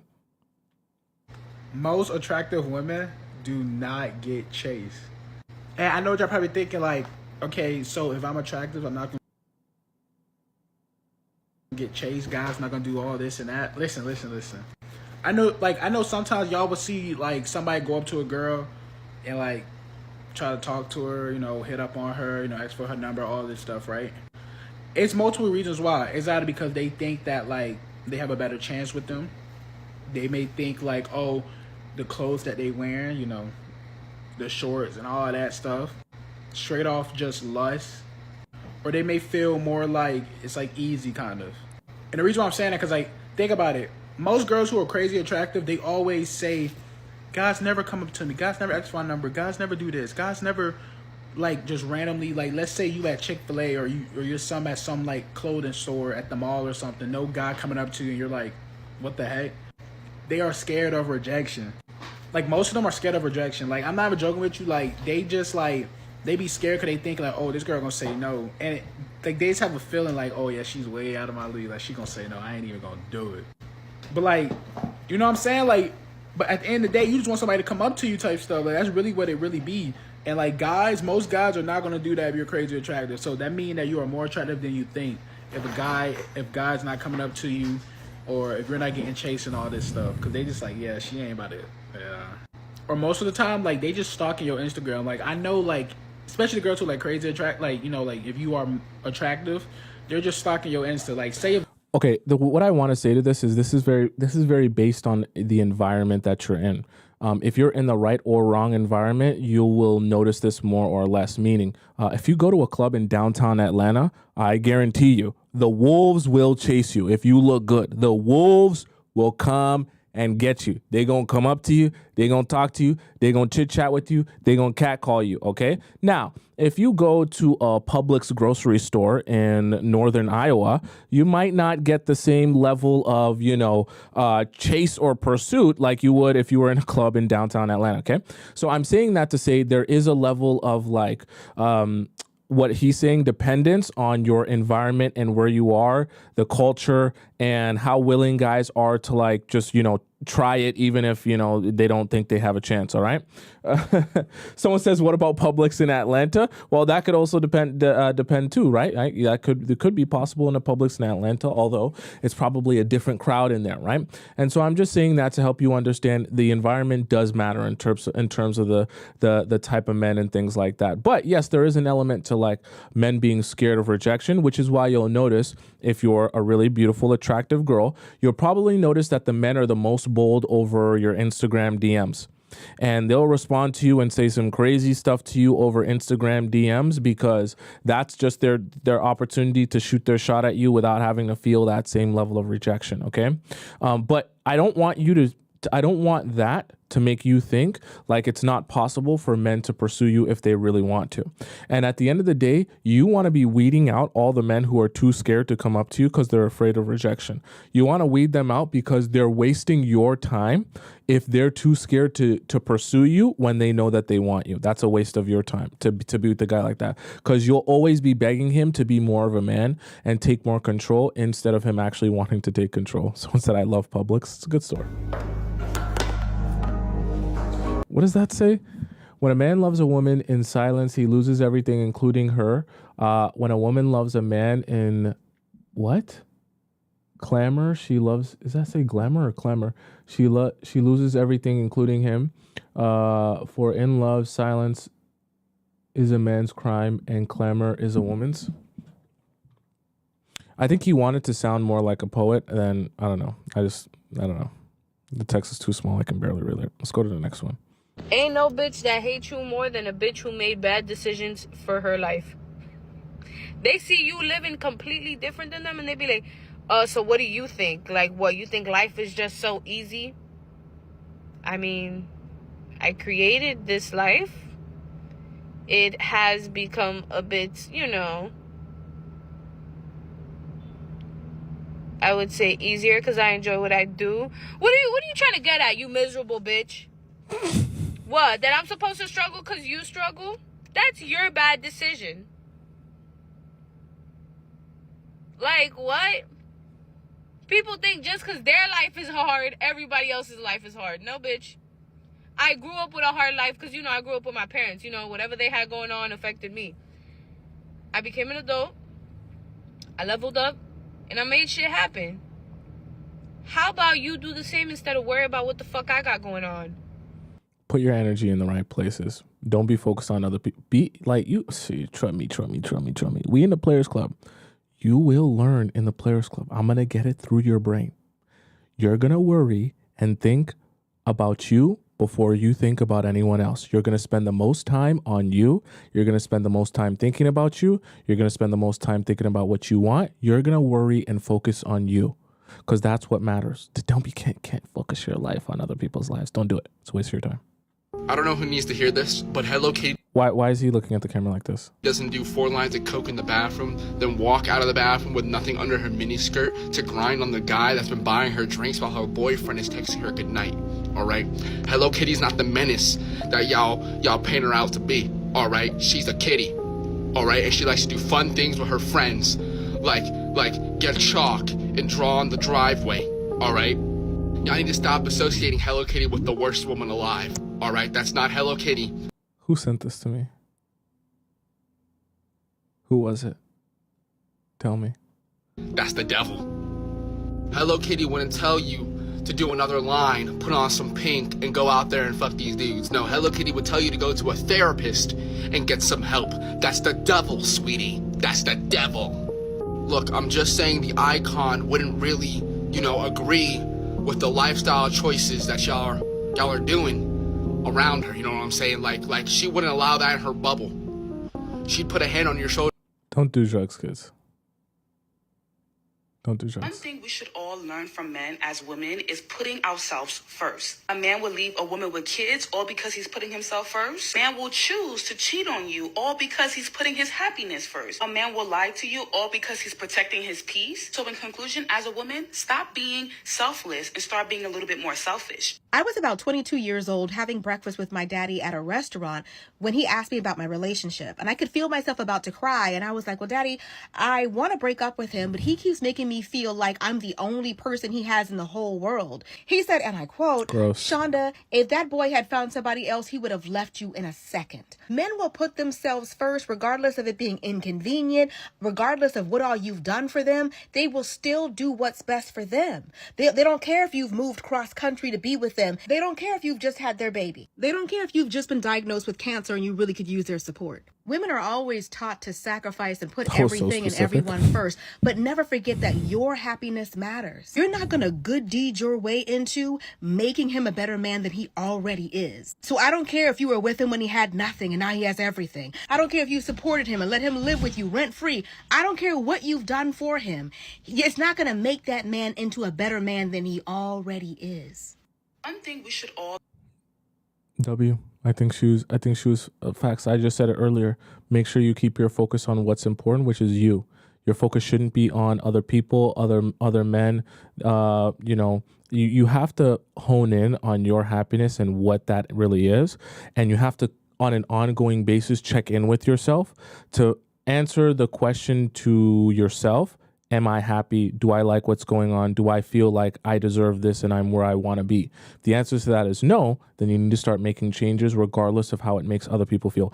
Please never, ever, ever be held hostage in a relationship with a guy that says, I'm going to jump off a bridge or I'm going to, off myself if you aren't with me. If a guy tells you that, you break up with him immediately and you block him for the rest of your life.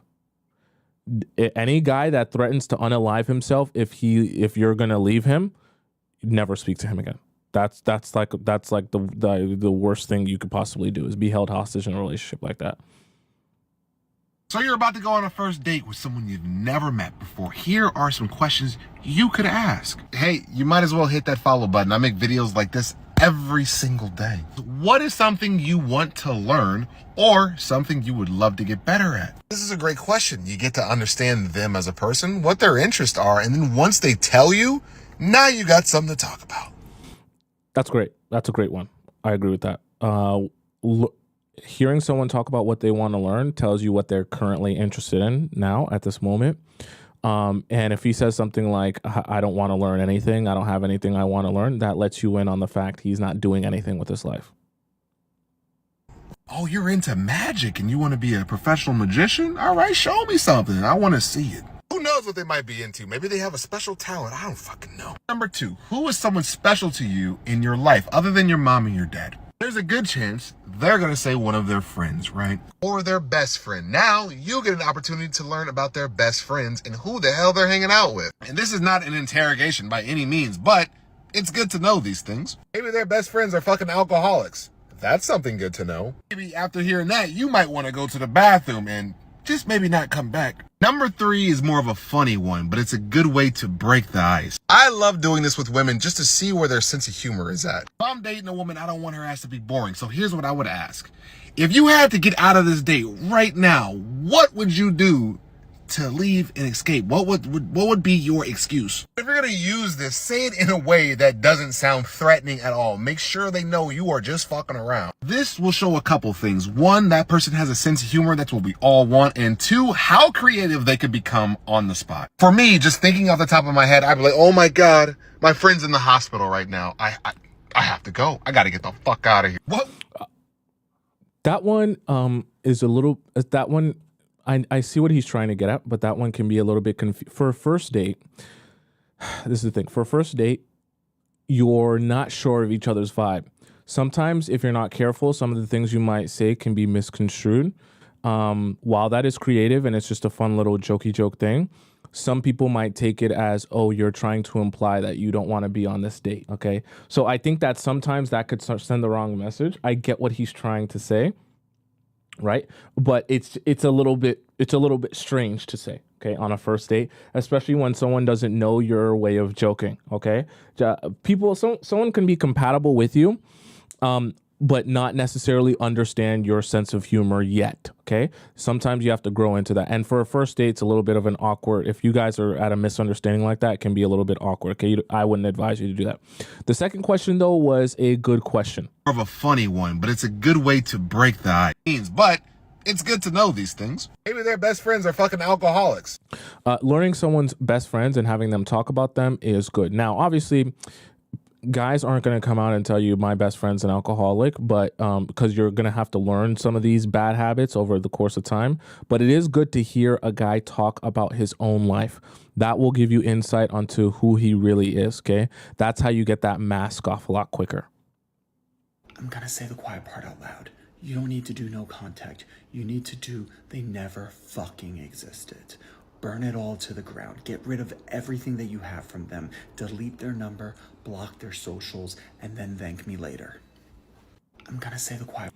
That's good advice. That's good advice. I actually broke that all down in my show where we talked about how to detach from a guy that you were dating or, whatever, that you don't want to talk to or see anymore.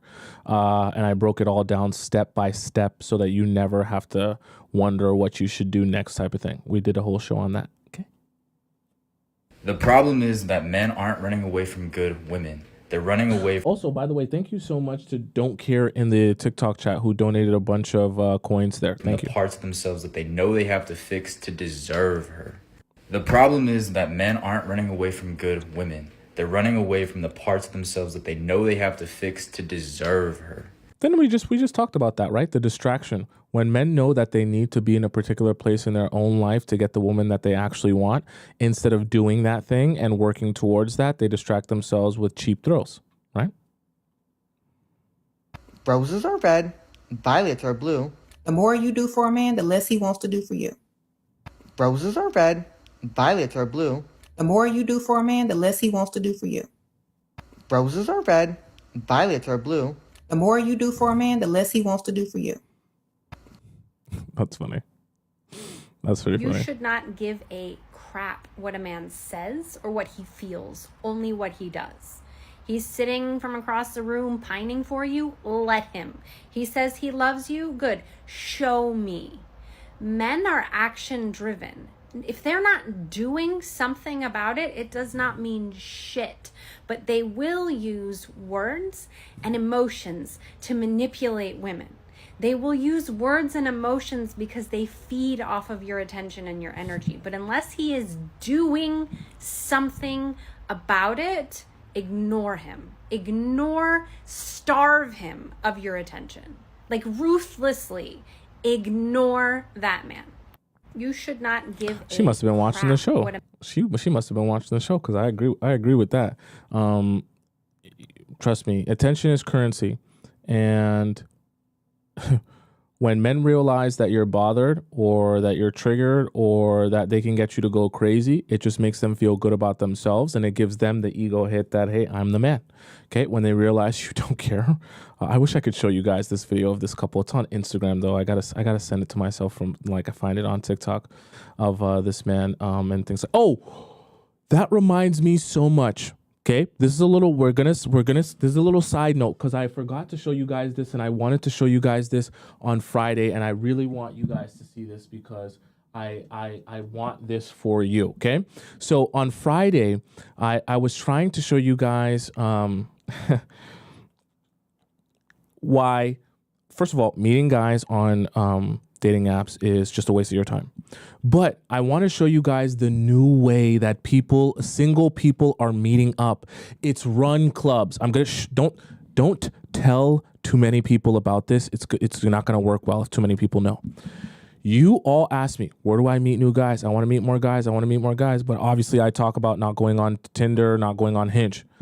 Run clubs. Let's dance. Okay, I can't play the song, right? But I'm telling you, go on, if you live in a major city or you live close to a major city, there is a run club by you. Run clubs, I don't think you have to be a super fit person to be part of a run club. Run clubs are essentially you can walk or you can run or you can jog, but people congregate there. Look, they're dancing. Look, they're dancing, right? They congregate there just as a way to meet up and socialize in a place that's not the club or the bar and is during the day and doesn't, have any alcohol or drugs involved. So it's a perfect mix of everything that you want to be doing, right? Meeting people during the day, meeting people with at least somewhat of a healthy lifestyle, you know what I mean? And without the alcohol, the drugs, and all the other stimulus that comes with going to the club, right? And what you'll start noticing, I want us to see some of these run club videos. Some of you guys haven't seen it. Oh, look, he even says it. Look, I didn't have to, I just searched it. Done with dating apps and just got good at running to just join run clubs. And what do you see here? People congregating, having conversation. There's literally, you guys aren't on Run Club TikTok or Run Club Instagram. But if you are, you'll know there's a trend where people go around and they literally, one of the trends videos is, dapping up 10s at the run club. And they'll just go around and they'll dap up different 10s at the run club. Look, I just joined a run club to find my wife. People are actually doing this. And obviously, like I said, you don't have to run, okay? Someone says, I don't like running. You don't have to run. People also walk at the run club. You don't have to be a super freak, right, to be able to do this, right? Someone says it's kind of cringe. Think about this as well. It's also pretty cringe to stand in a line of 100 or 1,000 other people and have someone take their index finger and decide in an instant if you are worthy of their time or attention based on a couple of pictures that they see of you without ever meeting you or knowing of your existence. That's also cringe. That's also embarrassing. That's also shameful. If you did that in person, like actually stood in a line of people and had them just go like this or go like that to you, you would feel so much embarrassment and shame. So if you think that this is cringe, I wonder what you think about dating apps, okay? But I'm just showing you guys this to help you see there are other, why are they all big buff black men in these run clubs? Okay, clear. If you're into a certain type, you know where to find them, all right? Because all these run club videos are the same type of people, okay? Let's see what she says. Well, we won't stay too long on this. Footage is from a run club in Houston called Z Fit Run Club. If you're in Houston, there you go. I'm married. But if I was single, the way I would be religiously going to this run. Look, this girl has a stroller. For those of you that are like, I don't like running, that's not my thing. She's pushing her son in the stroller during the run club. If she can push her son in the stroller and still be part of the run club, you can be part of the run club. You don't have to be a super freak, super fit type of person, okay? I know some of these people are fit, so it's a little bit intimidating, but you don't have to be a super extreme fit person to be able to be part of the run club. Run club, like, look at these beautiful people. Oh no, they say they're. Boy, I tell you, boy. Look. What did I just tell you? Dapping up beautiful ladies at the run club. Yeah, boy, I'm giving away too much secrets here. I really should be keeping some of it. Don't tell anyone I told you. Don't share this with anyone. Just go. Don't tell anyone about this. Don't start sharing it with too many of your friends. It'll become. You be quiet about this. I gave you the secret here, and you just go. I tell you, boy, it'll change your life. Boy, I tell you. Look. Dapping up 10s. Look. Boy, I tell you, boy.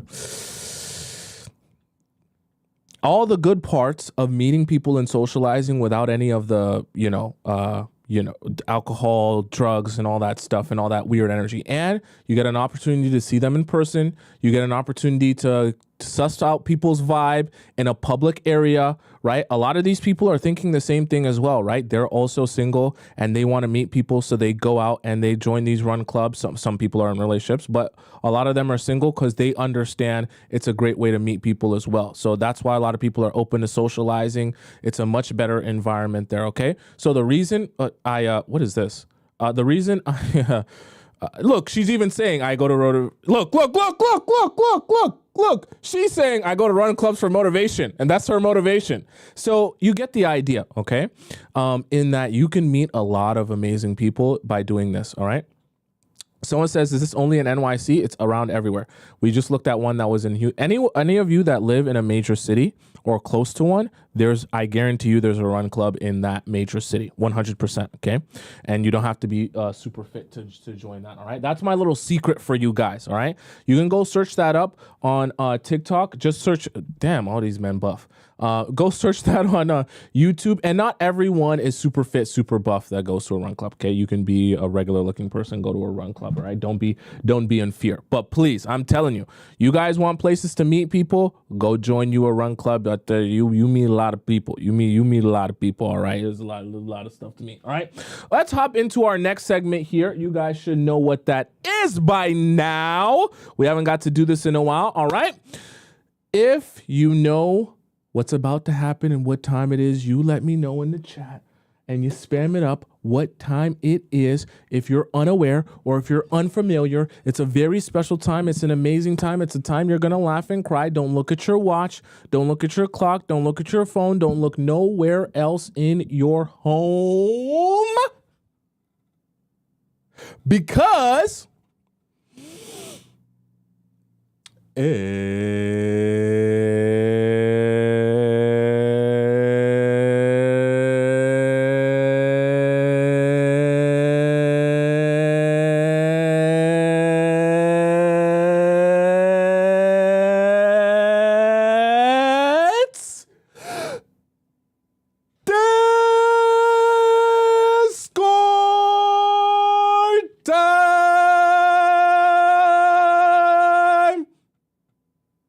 yeah. Okay, chat. Let's hop into our Discord section, our Discord segment of the day.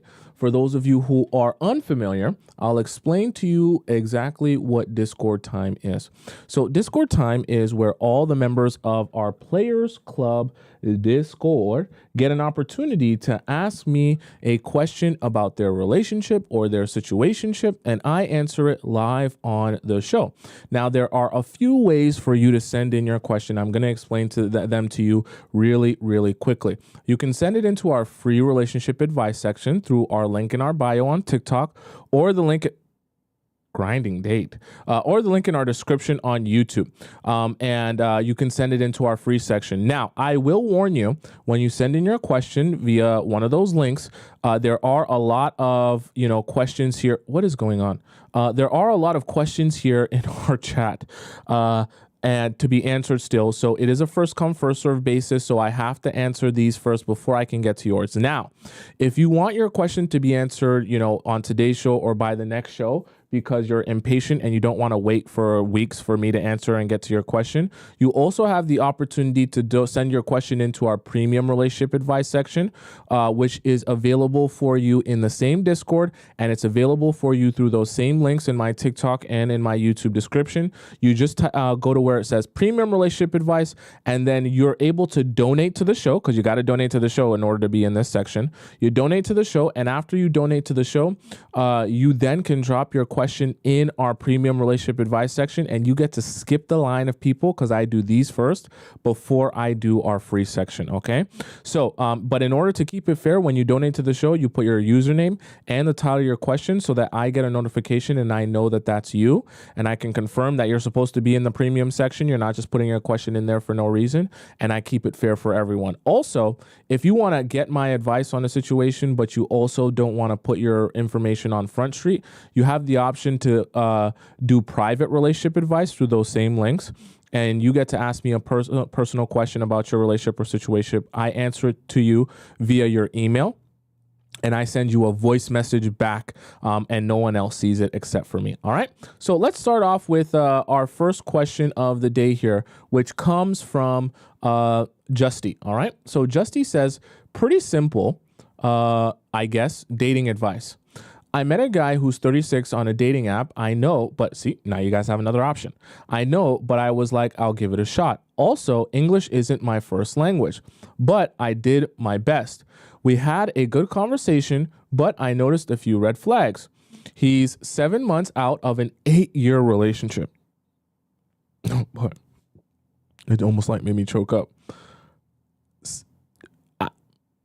I can't judge anyone on whether they're ready or not, but if you're asking my opinion, in my estimation, 7 months out of an 8-year relationship is not enough time to be healed. That's just my own opinion. Okay. And his profile had emojis with a pineapple undertone. So that should tell you where his mind is at currently. When he asked if I read his profile, he asked you specifically if you've read his pineapple undertoned profile. That quite literally means he's asking you, I'm only here for the fun. And he's trying to ensure that you know he's only here for fun.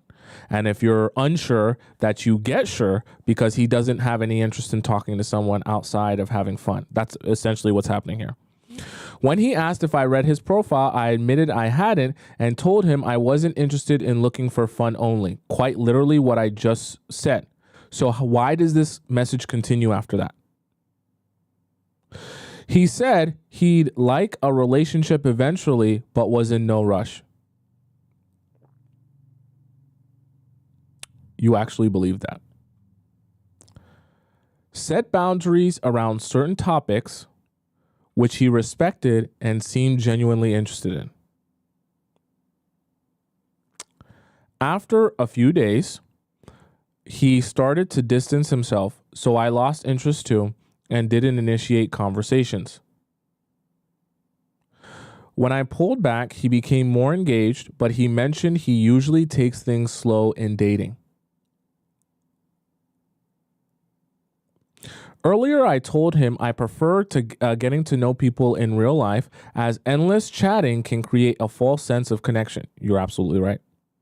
After a week, I felt our messages were polite exchanges with no real direction. So I told him I didn't feel like I was getting to know him any better this way. I explained that daily chatting requires my time, and I see dating apps as a stepping stone to meeting in person. You guys were still chatting on the dating app at this time? He took the rejection well, saying he understood if I delete him. I told him he could reach out if he wanted to meet in real life rather than just chat, to which he replied, "See you around." Wow. 2 days later, he messaged with the story about him being blocked by someone after revealing his zodiac sign. What does that concern you? Hoping it would make me smile. And wished me a nice day. I politely replied, why? I have to start asking some of you questions. Why do you feel the need to do anything for someone who's doing nothing for you? I get it. He's just sending you a random message, but what's the point of even responding? Get really stingy with your time. Get really stingy. Whatever he has to message you that's not in line with meeting you and seeing you in real life, why even you met him on a dating app and he's telling you how he met another girl and she blocked him. What does that concern you? You're not his sister. You're not his buddy. Quite the plot twist with that block. Have a nice day. Questions. Did I approach the situation correctly, or was he genuinely just slow paced in dating? That's not being slow paced, okay? Is there any specific time frame I should expect for planning a date when it comes to dating app? Edit. Today he messaged me again. This time he said he probably owes me an apology. An apology because our relationship was what it was. It was nothing. But I responded to him and he felt I treated him with respect, though he doesn't see the same on the app. So what is this meant to mean? I realize that I get treated like garbage by other women because they're not willing to deal with my BS. And because you're willing to deal with my BS and you're nice to me, I want to recognize that you're willing to deal with my BS. I appreciate the apology if that's really what it is. Everyone approaches these apps a bit differently. For me, it's just a tool for the first contact and then getting to know each other in real life. Sometimes you just have to find someone who thinks the same way. Then everything falls into place naturally.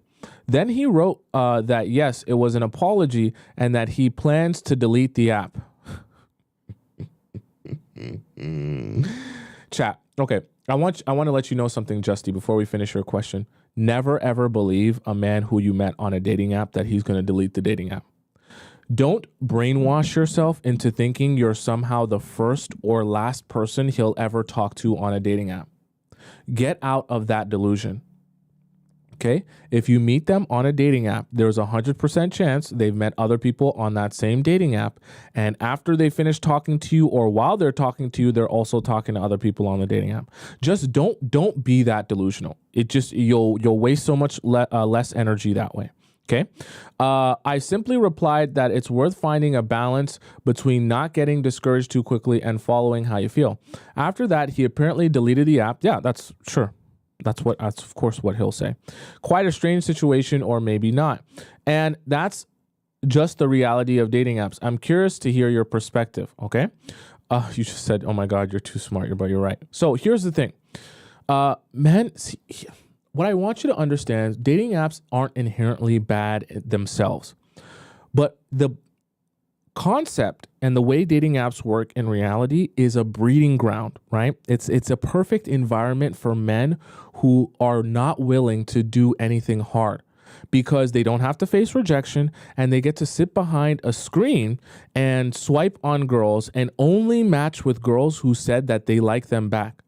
So basically, the men who want to do the least work and put in the least effort when it comes to meeting women and talking to them and building with them are all of the men who jump right to the dating apps. Because even getting dressed, doing your hair nice, shaving, and going to the club is harder than sitting in bed and swiping on a dating app. Because when you go to the club, even to talk to girls, you have to be interesting and charismatic and charming and all that stuff. That's hard. Going on a dating app, they can literally, and we actually did this one show, right? One show we did this live.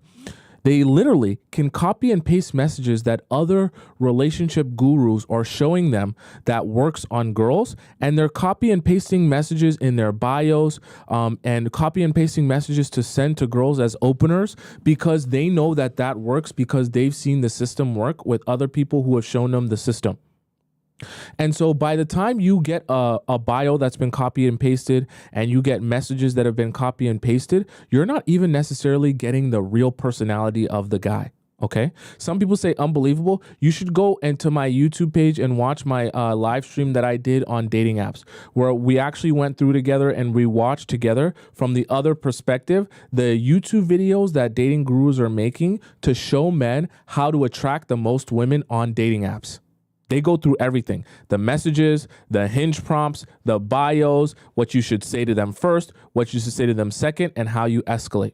Okay.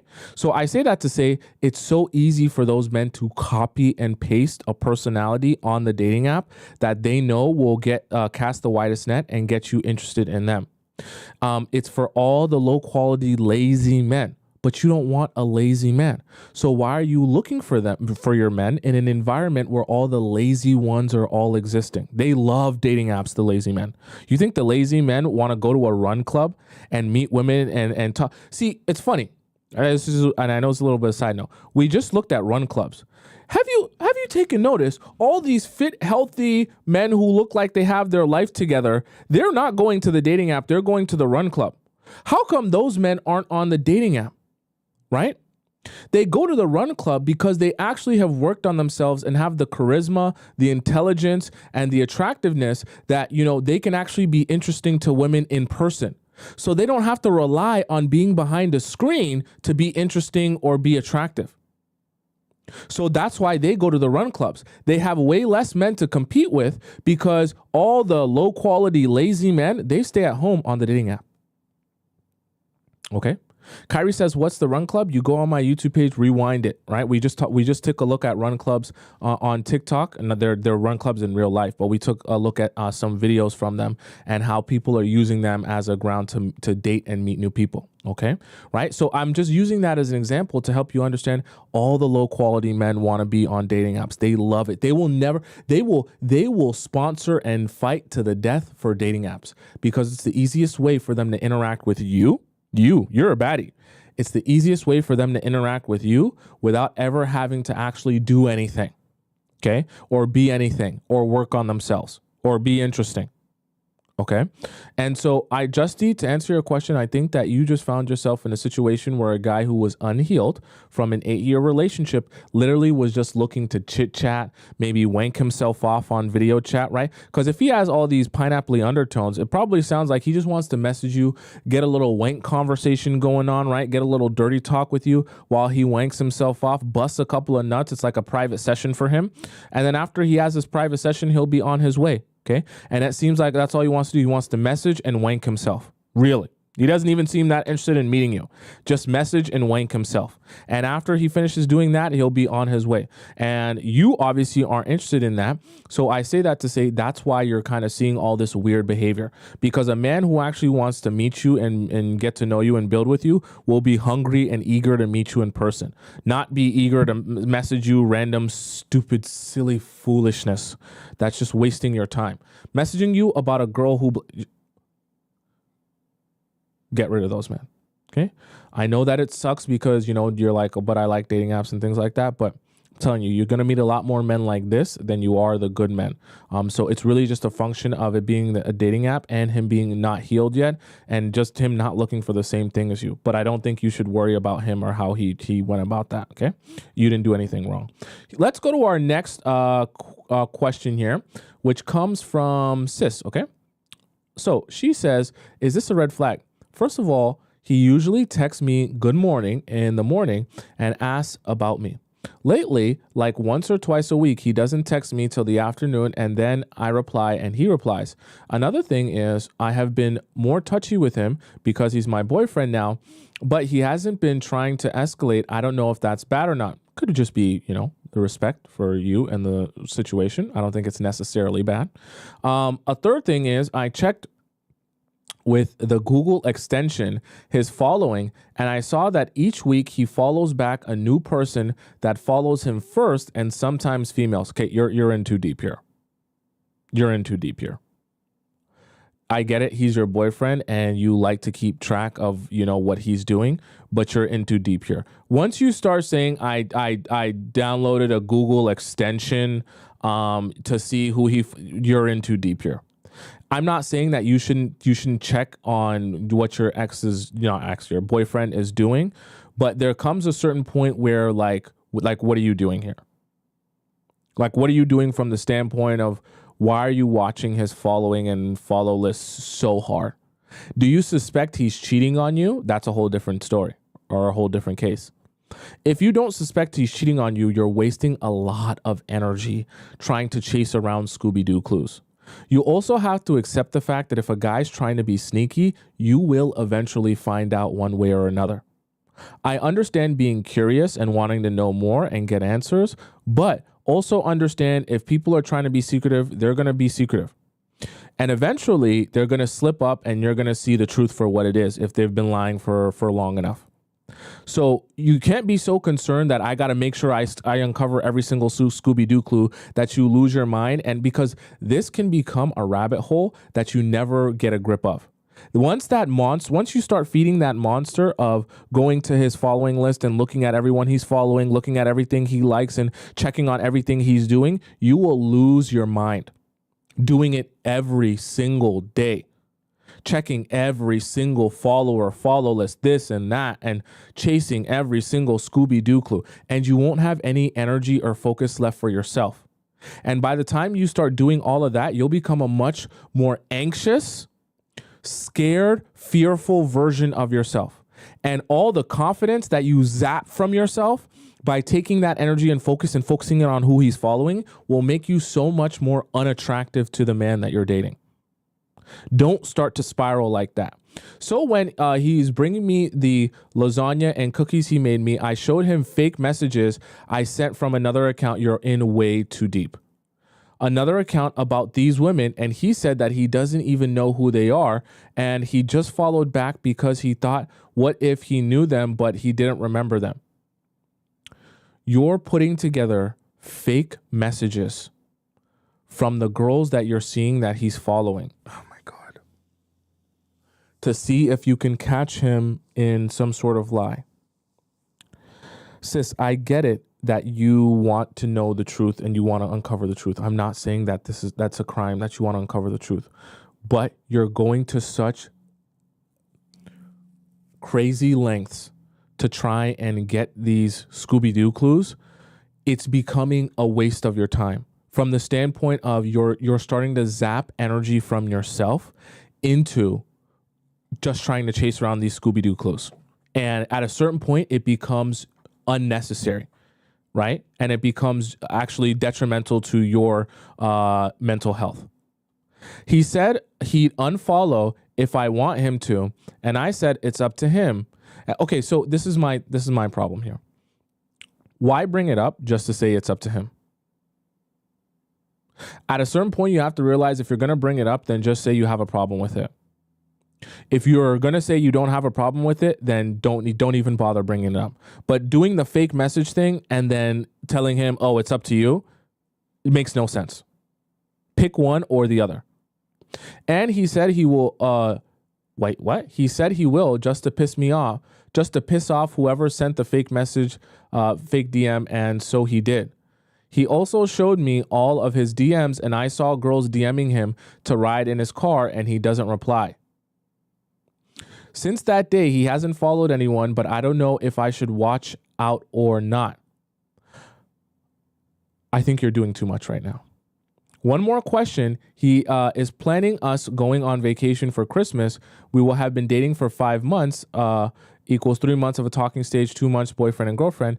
He said he just wants us to go out for 3 to 4 days. Is that too much too soon? I just don't know if I should say make it 1 or 2. Excuse me. Then he will be spending a lot of money and effort for us to just stay a day and barely have enough time to unpack. But at the same time, I don't know if 3 to 4 days is too much, and I don't want him to get sick of me, especially since he mentioned when he goes on vacations with his fam, he gets bored if they stay for a week or so. Also, for the summer in July, he said he wants to spend $50K on this event with rich people and cars and fancy hotels, or something. He wants me to go with him for a week. Should I go? I think if he's inviting you somewhere for 3 to 4 days, that's fine. I think the week thing, you should probably shave a little bit off that, because I just think see first how the 3 to 4 days of you being with him all the time goes. If you notice that he starts to get weird on the 4th or the 3rd day, don't do the whole week thing. If you notice that things are going well, then you can kind of do 4 or 5 days, but just gauge this, okay? Just gauge what goes on. If you start to notice he's acting weird after day 4 on that first trip, then the next event that you guys go to, shave it down. We also talked about long distance because the medical school I'm going to next year is an hour away from where we both live right now. He said an hour is nothing, and he said I don't have to rent a dorm, and he wants to fly me to and from there every day. I told him he is not my husband or father, so he doesn't have to hold such a big responsibility, and that he can fly me to and from there once a week, but that I will be renting a dorm anyways, because if we do break up, I'll have no one to take me and to and from home. He kept saying that what if he's not, he wants to take me to and from there every day anyways, it's a good excuse to see me. Don't do that, okay? Don't rely on him for your place to live. And also, like, he can, if he wants to participate in your rent, let him do that. Don't let him purchase the place for you and pay for it. The reason I say that is figure out your situation for yourself. Let him contribute how he feels like contributing, but put yourself in a position where if he stopped contributing, you'd be perfectly fine. Don't take away your freedom and take away your ability to say no to him because he is allowing you to literally live your life. And without him doing things for you, that's your life, you aren't able to do anything, right? Because right now what's happening is he's kind of setting up a play. I'm not saying that this is, malicious, but what's happening is the setup is you have no power over your own life and he controls everything in your life. So it's great because he might pay for everything, but if he pays for everything and you get everything through him, what happens if he starts treating you poorly? What happens if you don't like how the relationship is going? What happens if he cheats or something like that? How are you going to be able to stand up for yourself when he is, paying for your house, paying your rent, driving you here and there, and everything that you do in your life is through him? Also, I know he likes neck kisses and teasing and stuff like that, but I'm so inexperienced and haven't even given anyone neck kisses. Wow. Okay. And don't want to seem like an idiot. And also, I'm insecure about my body. And I also haven't kissed a lot of guys before. So even normal kissing, I'm not sure if I'm doing it correctly. Do you think he will care that I'm inexperienced and don't know what I'm doing? You're his girlfriend now, so I think he'll think it's cute. If he knows what he's doing, he should have no problem teaching you. All right. If you've watched 50 Shades of Grey, you know what I'm talking about. I'll leave it there. Anyways, update. He texted me back last at 8 p.m. So I wanted to test him and see if he double texted me and called like he usually does. So I didn't respond and he didn't double text or call. Also, I don't know if this is a mistake, but since I can split the 8 hours, I let him get me food to class more often. I still allow there to be at least 2 to 3 days a week where he doesn't see me at all, though. That's good. That's perfect. Also, he does FaceTime me a lot sometimes. He didn't yesterday, though, which is weird. But our calls end in a max 7 minutes. Sometimes I don't reply straight away and then call him back. But I realize he always ends the call first because he's busy, even though he calls me in the first place. Sometimes he ends the call in 2 minutes. Should I try to end the call in 30 seconds then? No, I think you're doing too much. That becomes too much of a game then. It doesn't matter that seriously. If he calls you and he wants to talk to you, let him talk to you. If he gets busy and he wants to go and do something, let him go and do the thing, okay?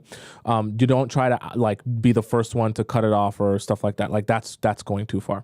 Okay? As it relates to him following girls and things like that, at a certain point, you're either going to have to let this go or just tell him straight up, I need you to unfollow all these girls. Because right now you're playing an in-between game where you're bothered by it and you're downloading Google extensions to watch his following. And then when you address him about it, you're saying it doesn't bother you when it clearly bothers you so much. So this is only going to become more of a problem if you're not just honest about it or if you don't just actually let it go. Because making fake messages from the profiles that followed him to try and catch him in something is not letting it go. And actually, it's very intense.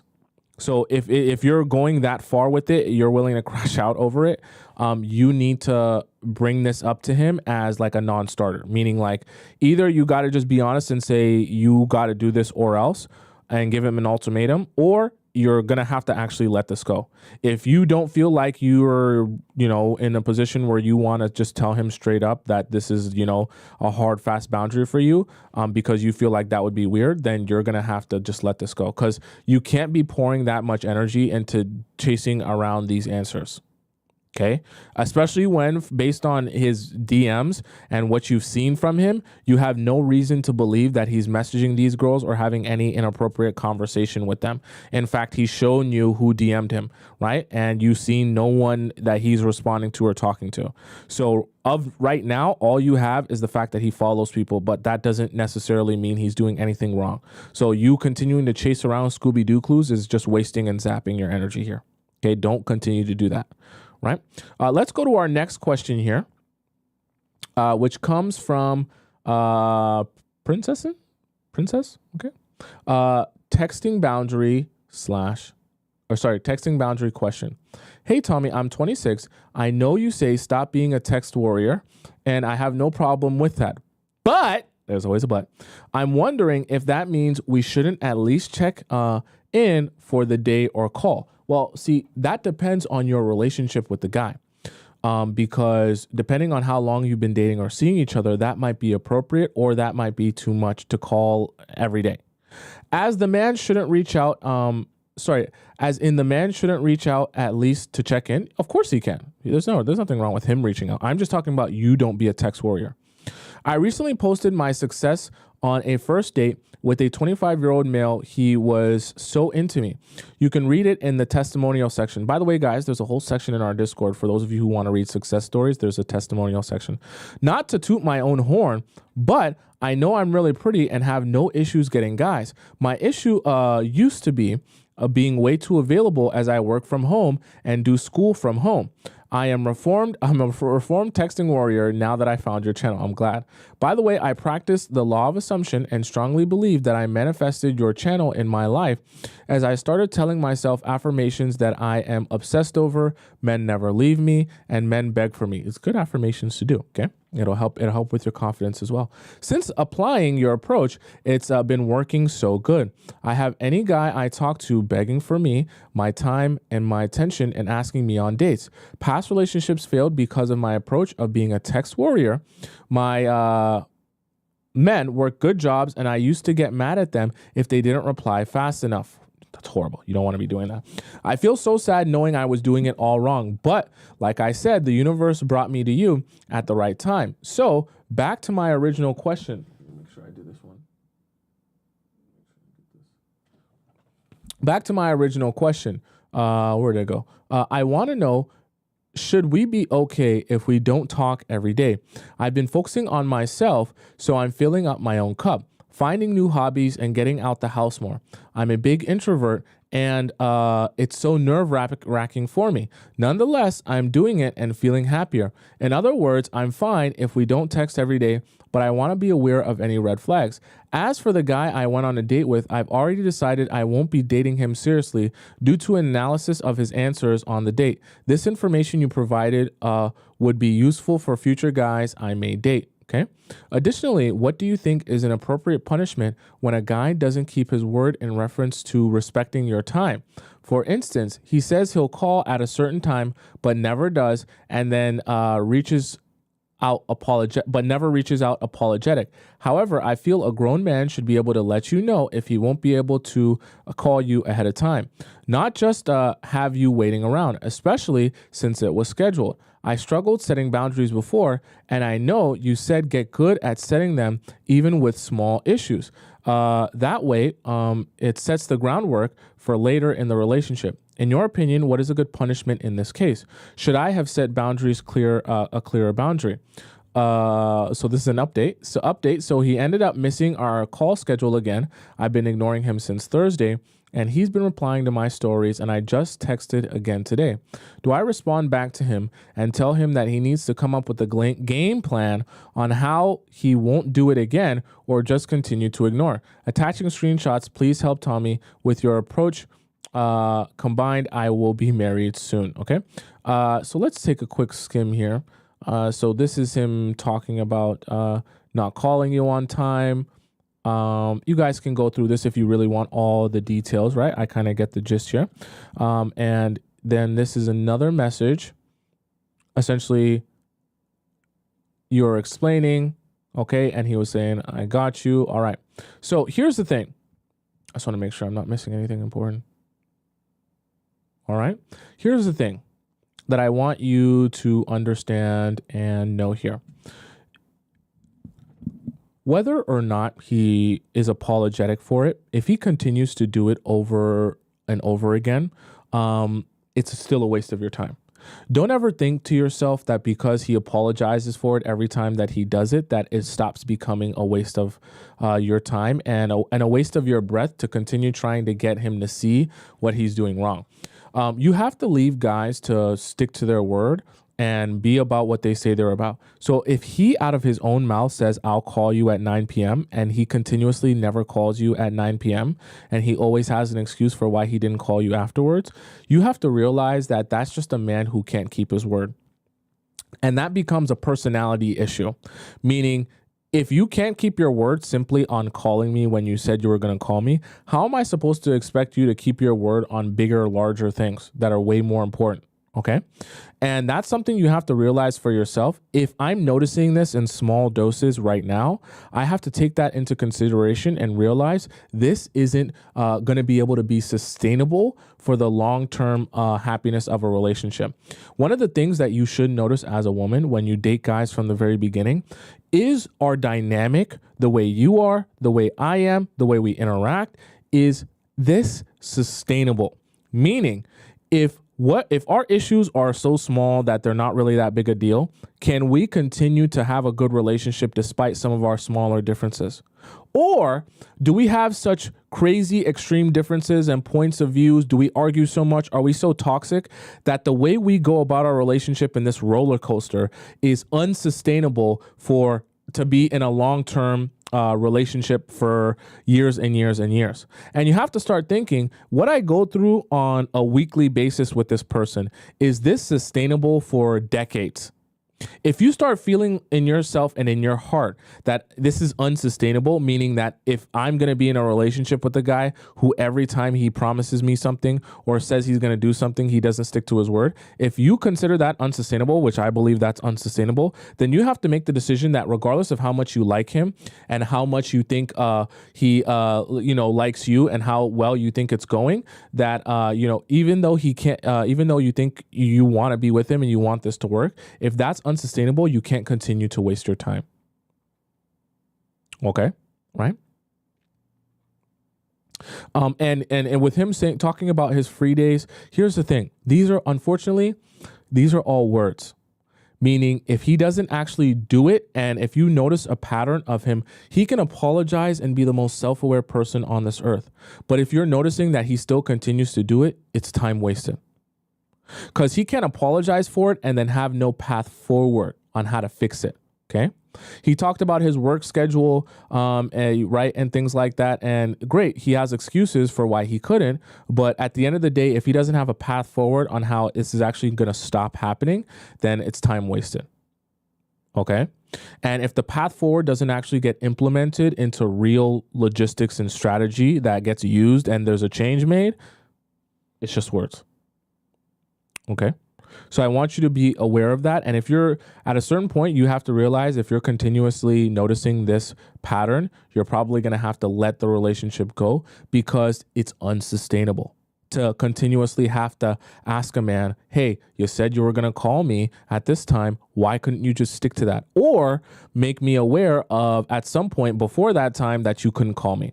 Because it's one thing to be busy and things to happen and he can't call you. It's another thing for him to not say anything in the moment and then wait until after to apologize. Okay. Let's go on to our next question here, which comes from SWS. Okay. Guy is pulling away / overthinking things.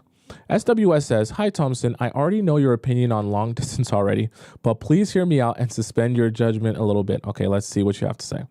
I'm in the PNW. What is the PNW, chat? I don't know what she's referring to. And I've been talking to a guy in France long distance since the beginning of September. What's PNW, chat? Please tell me. He's 24 and just started the last year. Oh, Pacific Northwest. Okay. Just started the last year of his master's. Okay, so he's a smarty pants. We met through Tinder. So it's long distance and you met him through Tinder. Nice. Because I just re-downloaded the app and I was bored one night and decided to swipe in France. I didn't expect to actually hit it off with anyone, but we had an immediate connection. SW, I'm not dissing you, but you cannot have a connection with someone you've never met. It is not possible to have an instant connection with someone you haven't met in real life. I know I've been there. I know it feels like you know the person, and I know you feel like you're connecting with the person. The reality of it is, though, that is a screen. That person, even though it might be them, might give you a totally different vibe when you meet them in person. Doesn't mean you share a connection with someone just because you like the way they message you. I have to never let any of you forget this, because a lot of you get played this way. He told me a few days in that he isn't using it anymore. I love the Discord for this exact reason. Our first message in the Discord was someone else who was using the dating app and was talking to a guy. And take notice of the fact that guy also says, oh, I'm getting rid and I'm deleting the dating app. I love the Discord for this exact reason, because I'm not making up the stories. You guys are. But you're getting an opportunity to see how your specific situation really isn't that unique. And men will use the same tricks and strategies and phrases on you as they use on all the other women. This is why the Discord is so perfect, because it exposes the patterns. The same guy in our previous message at the beginning of the Discord told the girl he was talking to too, I'm about to delete my dating app because it sounds amazing. They want you to believe in a narrative that, hey, we're serious here. Let's see if that actually happened. Which I believe as his semester started and his IG following hasn't gone up since then. But I'm okay with either way until exclusivity and commitment anyways. I know you say all the guys around the world have the same issues. I agree with that. However, it's probably 2 to 3 years since I felt this level of compatibility/comfort. I don't understand why you're talking about this bond you're having with him as if you've spent time with him in person. I care about you, SW, and I want to see you win. But you do not have a bond with someone that you have not met in real life. It just doesn't work like that. At least not a romantic bond. It doesn't work like that. Because you can meet someone in real life after, chatting with them endlessly over the phone, and you could realize that they're kind of not your cup of tea after meeting them in person. It doesn't mean you're a bad person or he's a bad person. You just have to understand there's more things that you get, more context that you get of a human being when you meet them in person finally. You see their facial expression, you see them in 3D, you see how they twitch or don't twitch, you see their body language, you see how they interact with you, you feel their energy, you feel their aura, their spirit, right? And you get a way more detailed context of who they are and what they're like. And depending on who they are and what they're like, you might like that context, that extra context, or you might think, you're not my cup of tea. But I say that to say you only end up realizing that once you really meet them. So you keep saying you have this bond and compatibility and comfort with someone you don't know. I don't want to get ahead of myself, of course, but I want to explore this connection further. Here's where you may have your judgments, and I'm open to hearing your thoughts. At the beginning of October, I went on a trip to a close by city to meet up with a guy friend / his friends who were a guy friend, not this guy, / his friends who were visiting there from further away. So wow, this is quite a story. So you haven't met him. You meet a guy on Tinder. Then you travel to a close by city and you end up meeting his friends before you've ever met him in person. That doesn't strike you as strange? I think he might have gotten jealous. So what is this message turned into? I'm trying to understand. Was he not aware that you were going to do this? Why are you meeting with his friends before meeting him in a capacity that either he hasn't agreed to or would make him uncomfortable? Why do you even have a desire to meet his friends before meeting him? Chat, please, maybe if those of you are understanding what's going on, I'm a bit confused here. A couple of days later, he said he needed to be alone for a bit. Yeah, I mean, that if that wasn't agreed upon between you two, that's strange behavior. Why are you meeting up? Why are you trying even to meet up with his friends before meeting up with him? That's kind of strange. But I said I understand and to take your time. But he left me undelivered for over 2 weeks and avoided viewing my stories. I had read receipts on Tinder on mine, and mine are off, and I noticed he checked my profile during this period. What happened to him deleting his Tinder? Anyways, I assumed to see if I moved and he was seeing new people. Okay. Oh, did you just change this now? Okay, because you said so sorry, chat. I guess she just edited this now. She said, not his friends, my own friends. Okay, thank you for clearing that up because that was quite confusing why you would be meeting his friends. I think that confused the rest of the chat. Okay. Thank you for that. I assume to see if I moved on and was seeing new people. I sent a follow-up message I wouldn't have if he had just ghosted me proper, but since I agreed to give him space, I decided to send him another message before re-engaging on it. Hey, this is the message you sent. Hey, I'm getting the sense you're overthinking and feeling guilty about not getting back to me yet. Let me know if you're ready to talk or need more time, but I haven't heard from you. But if I haven't heard from you within the next day, I'm just going to move on. Have a good day. This was based on a previous conversation we had, and I also lean avoidant, and I felt like this is the kind of message that would have worked for me when I needed to go hermit mode from people. He said hello. I'm sorry for not being there and making you anxious or whatever about me. I was feeling a lot of pressure from everything around me, and I even felt pressure with you. I want to live up to your expectations and make you a little bit happy. That's why I wanted to take some steps back and be alone for a bit. Sorry, have a wonderful day too. We ended up talking further after this and basically said that, more than anxious, I felt he was overthinking stuff and that I was still figuring out how I feel, but I just wanted to focus on getting to know each other and he shouldn't feel any pressure from me. Okay, I'm going to hold my thoughts for a second. We'll finish this. He said, it's not really your expectations. It's more like I have expectations I feel for myself and how to treat someone I like. And I'm unsure, as you said. I know we are still getting to know each other, but I don't know where we're going. I don't know what to do, and I'm unsure about getting attached, kinda. If a guy is telling you this, just drop it. Immediately drop it.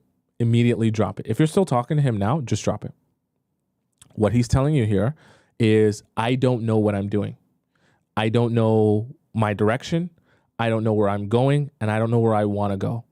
So he's supposed to be your man. He's supposed to be the leader in this relationship. He's telling you he has no direction. Don't waste your time. If a man tells you he has no direction, you're wasting your time even thinking that he is that you're going to get direction from him. Or he's going to provide you with some path forward or lead you anywhere.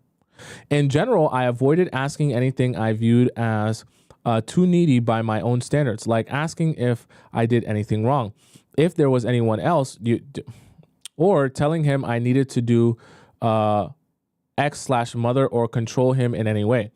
I think he responded well to that, and the conversation went pretty well. No regrets on my part. That was a mistake. You shouldn't do that. You don't need to be guiding men and helping to give them direction.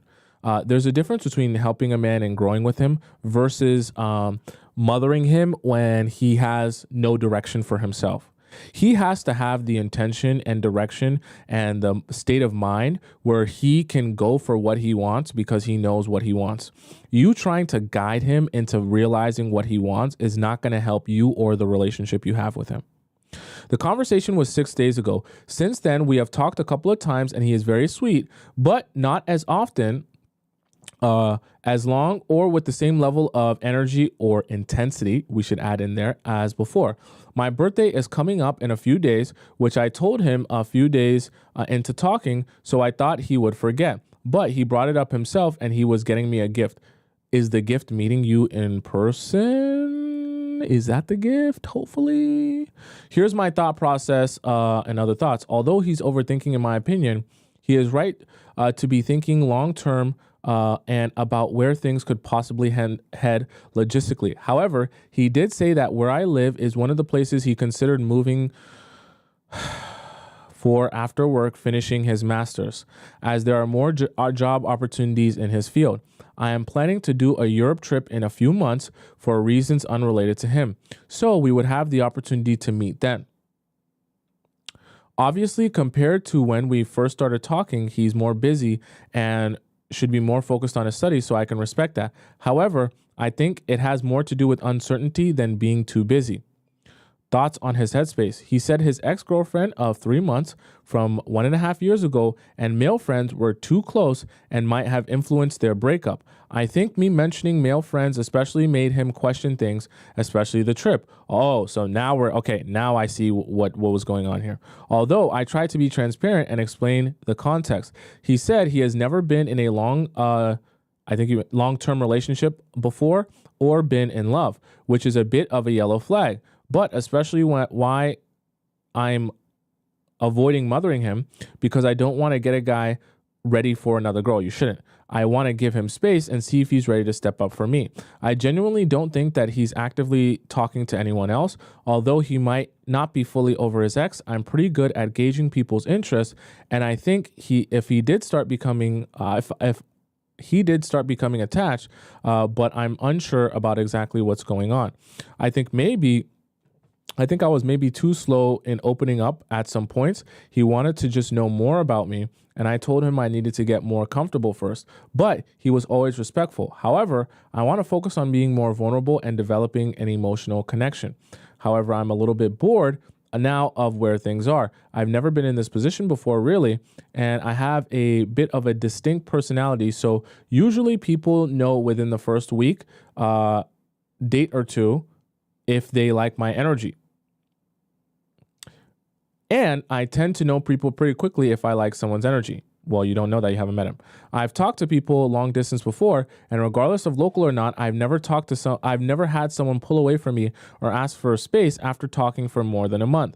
I don't like the lack of urgency and unintentionality now, as it feels like he has ample time to decide how he feels about me, and I'll just be waiting around. I think I may have given the impression that I am too patient, okay?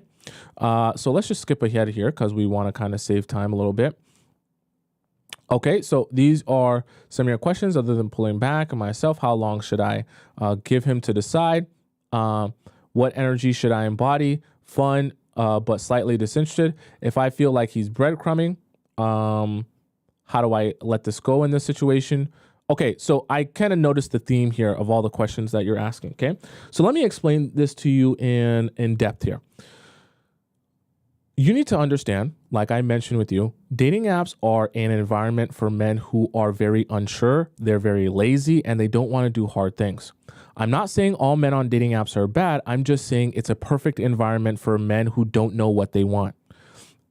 Because they can hide behind the screen and the app, right?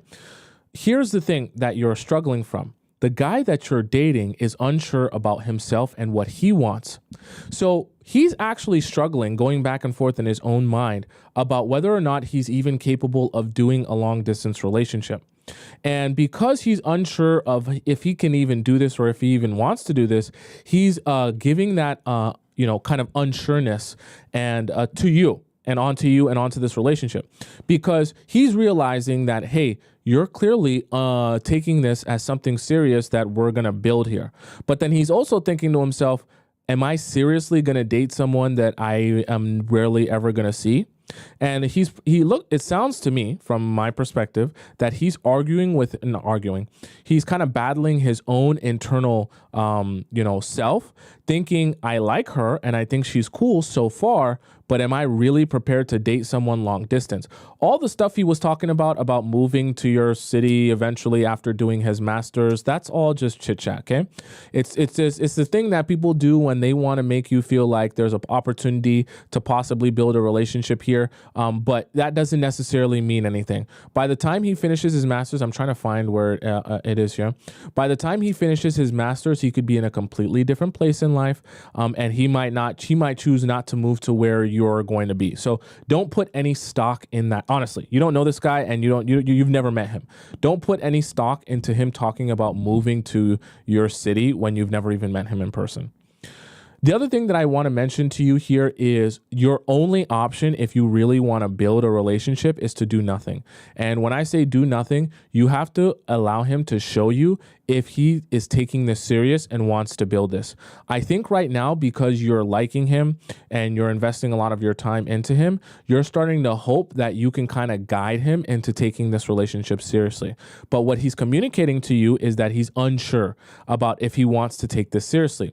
If he is unsure, you cannot waste any more time or energy trying to build this up or make this work. When you are in, if you've heard me talk about long distance relationships, you should hear me say this. If you're in a long distance relationship, as you are, S, you need to know anytime you date a guy long distance, he has to be twice as intentional with you as the average man you would date who lives in your city. You want to know why he has to be double the amount of intentional? Because not only does he have to want a relationship with you, but he has to be willing to maintain and build that relationship with you despite not being able to be involved with you physically. Not being able to hug you, not being able to cuddle you, not being able to, to sleep with you or whatever with you, and all the stuff that guys would get when they're in a relationship with someone and have physical intimacy. He has to be so willing and have so much desire for you that he's willing to put away all of that just for the possibility of being with you because he loves you that much and thinks you're that amazing. So I say that to say, if the man that you're dating long distance isn't super invested in you and building with you, and you have to, in any capacity, drag him along or get him on your level of seriousness or, readiness for a relationship, do not even bother entertaining that relationship. Because what will happen is, in the process of this, while he's unsure, he will be exploring physical relationships with the women who are closer by him in a capacity that he's more familiar with. And you'll be emotionally investing yourself in this man thinking it's going somewhere. Meanwhile, as he's building physical relationships with other women and then eventually emotional relationships, one day he'll come to you and he'll just say, oh, by the way, now I have a girlfriend and I just wanted to let you know, and I know it's a shocker, but I'm going to block you now because I don't want to be talking to you while I have a girlfriend. And I'm saying this because many women have been in your shoes building what they think is an emotional connection with a guy over the phone. And they're basically the ones carrying the situation and the relationship. And only when they realize that this guy has now a new girlfriend that lives close to him, do they realize that they've been wasting a whole bunch of their time. And the guys who are really, really serious about you and really, really want you badly, they will be obsessed with the idea of meeting you in person. If you take away anything from this in terms of reading him and reading what he wants, men who are in long distance relationships with you that actually have the level of intentionality required to sustain a long distance relationship, they will be hyper obsessed with meeting you and seeing you in person. There will be no question about that. They'll talk about that all the time. They'll be trying to build that or make that happen all the time. They'll be thinking of the logistics of that all the time. They'll be planning ahead for that all the time. They'll be scheduling their life for that all the time. Everything in their aura, in their life, in their brain will be centered around trying to see you more in person. Because when he really loves you and he really likes you and he really wants to build with you, men cannot help themselves but have the desire to be with you in real life. They can't help themselves. Okay? When they're really hungry for you and hungry for your love and to be with you, they can't help themselves. So I say that to say, if you're noticing that he's not talking about that, or he doesn't seem to really desire that or want that or care too much about that, right? And when I say care about it, I mean actually put it into action and make it happen. Then you know that that man doesn't even have the level of intentionality with you to build a relationship with you over long distance. So to answer your question, all in all, I think that you would be wasting your time trying to get him to be sure about what he wants. And you have to give him the space to be sure. So what does that look like? That looks like not messaging him, talking to him, or calling him, unless he reaches out to you, and he should be reaching out to you because he knows he wants to build with you. So for the next couple of weeks, I want you to not send him a single text, call, FaceTime, message. Don't send him a Snapchat. Don't send him anything. Don't initiate anything. Don't send him an Instagram meme or reel. Let's see if he starts to have conversation with you or even cares enough to be like, hey, why aren't you talking to me more? Or I'm noticing you're pulling away. If you notice that when you pull away or you stop talking to him, that your relationship and your conversation just kind of fizzles out, then you know he doesn't even have the level of intentionality with you for any of this to matter. Because you can't be dragging along your relationship hoping that eventually he'll want the same thing as you. And you're wasting a lot of effort and time hoping that an unsure man will one day become sure. Doesn't work like that. All right, chat. That is the show for today. I hope you guys got some value out of that. For those of you who want to ask me a question, I'm always available for you to ask me a question in our Discord. And if you want to get it answered urgently, you can always donate to the show and get your question answered ASAP as well. There's also private questions. The link is in my bio on TikTok and the link in my description on YouTube. For those of you who are wanting to follow me on Instagram, my Instagram is just Tomisin_Tub. It's on my head on the top left corner of the screen if you're on TikTok. It's also in the link in my description if you're on YouTube. For those of you who are on TikTok and you want to rewatch the show in its entirety because you missed parts of it or you just wanted to laugh at parts of it, you can go ahead and rewatch the show on my YouTube channel. It's just Tomisin Atobatele on the top right of my head there. And you type in my name on YouTube and you'll be able to find this live show that we did along with all the other live shows we've done since the beginning of the time. And you'll have the YouTube and the TikTok live chat embedded in the video so you won't miss a second of conversation, okay? For those of you wondering what times I'm on every weekday, Monday to Friday at 4 p.m. Eastern Standard Time. I try my best to be on time. And that's when you can catch me on live again tomorrow, 4 p.m. EST, okay? Until we meet again on the live stream or on my YouTube, goodbye for now. Arrivederci, adios, hasta la vista, sayonara, ciao, salam, bon voyage! And I'll see you again tomorrow at 4 p.m. Eastern Standard Time. We had no glitches today, chat. Round of applause for that. No glitches, no hiccups, no technical difficulties. We back to it. We back to it. And we're going to put some really special, amazing stuff in these next couple of shows. All right, chat. I'll see you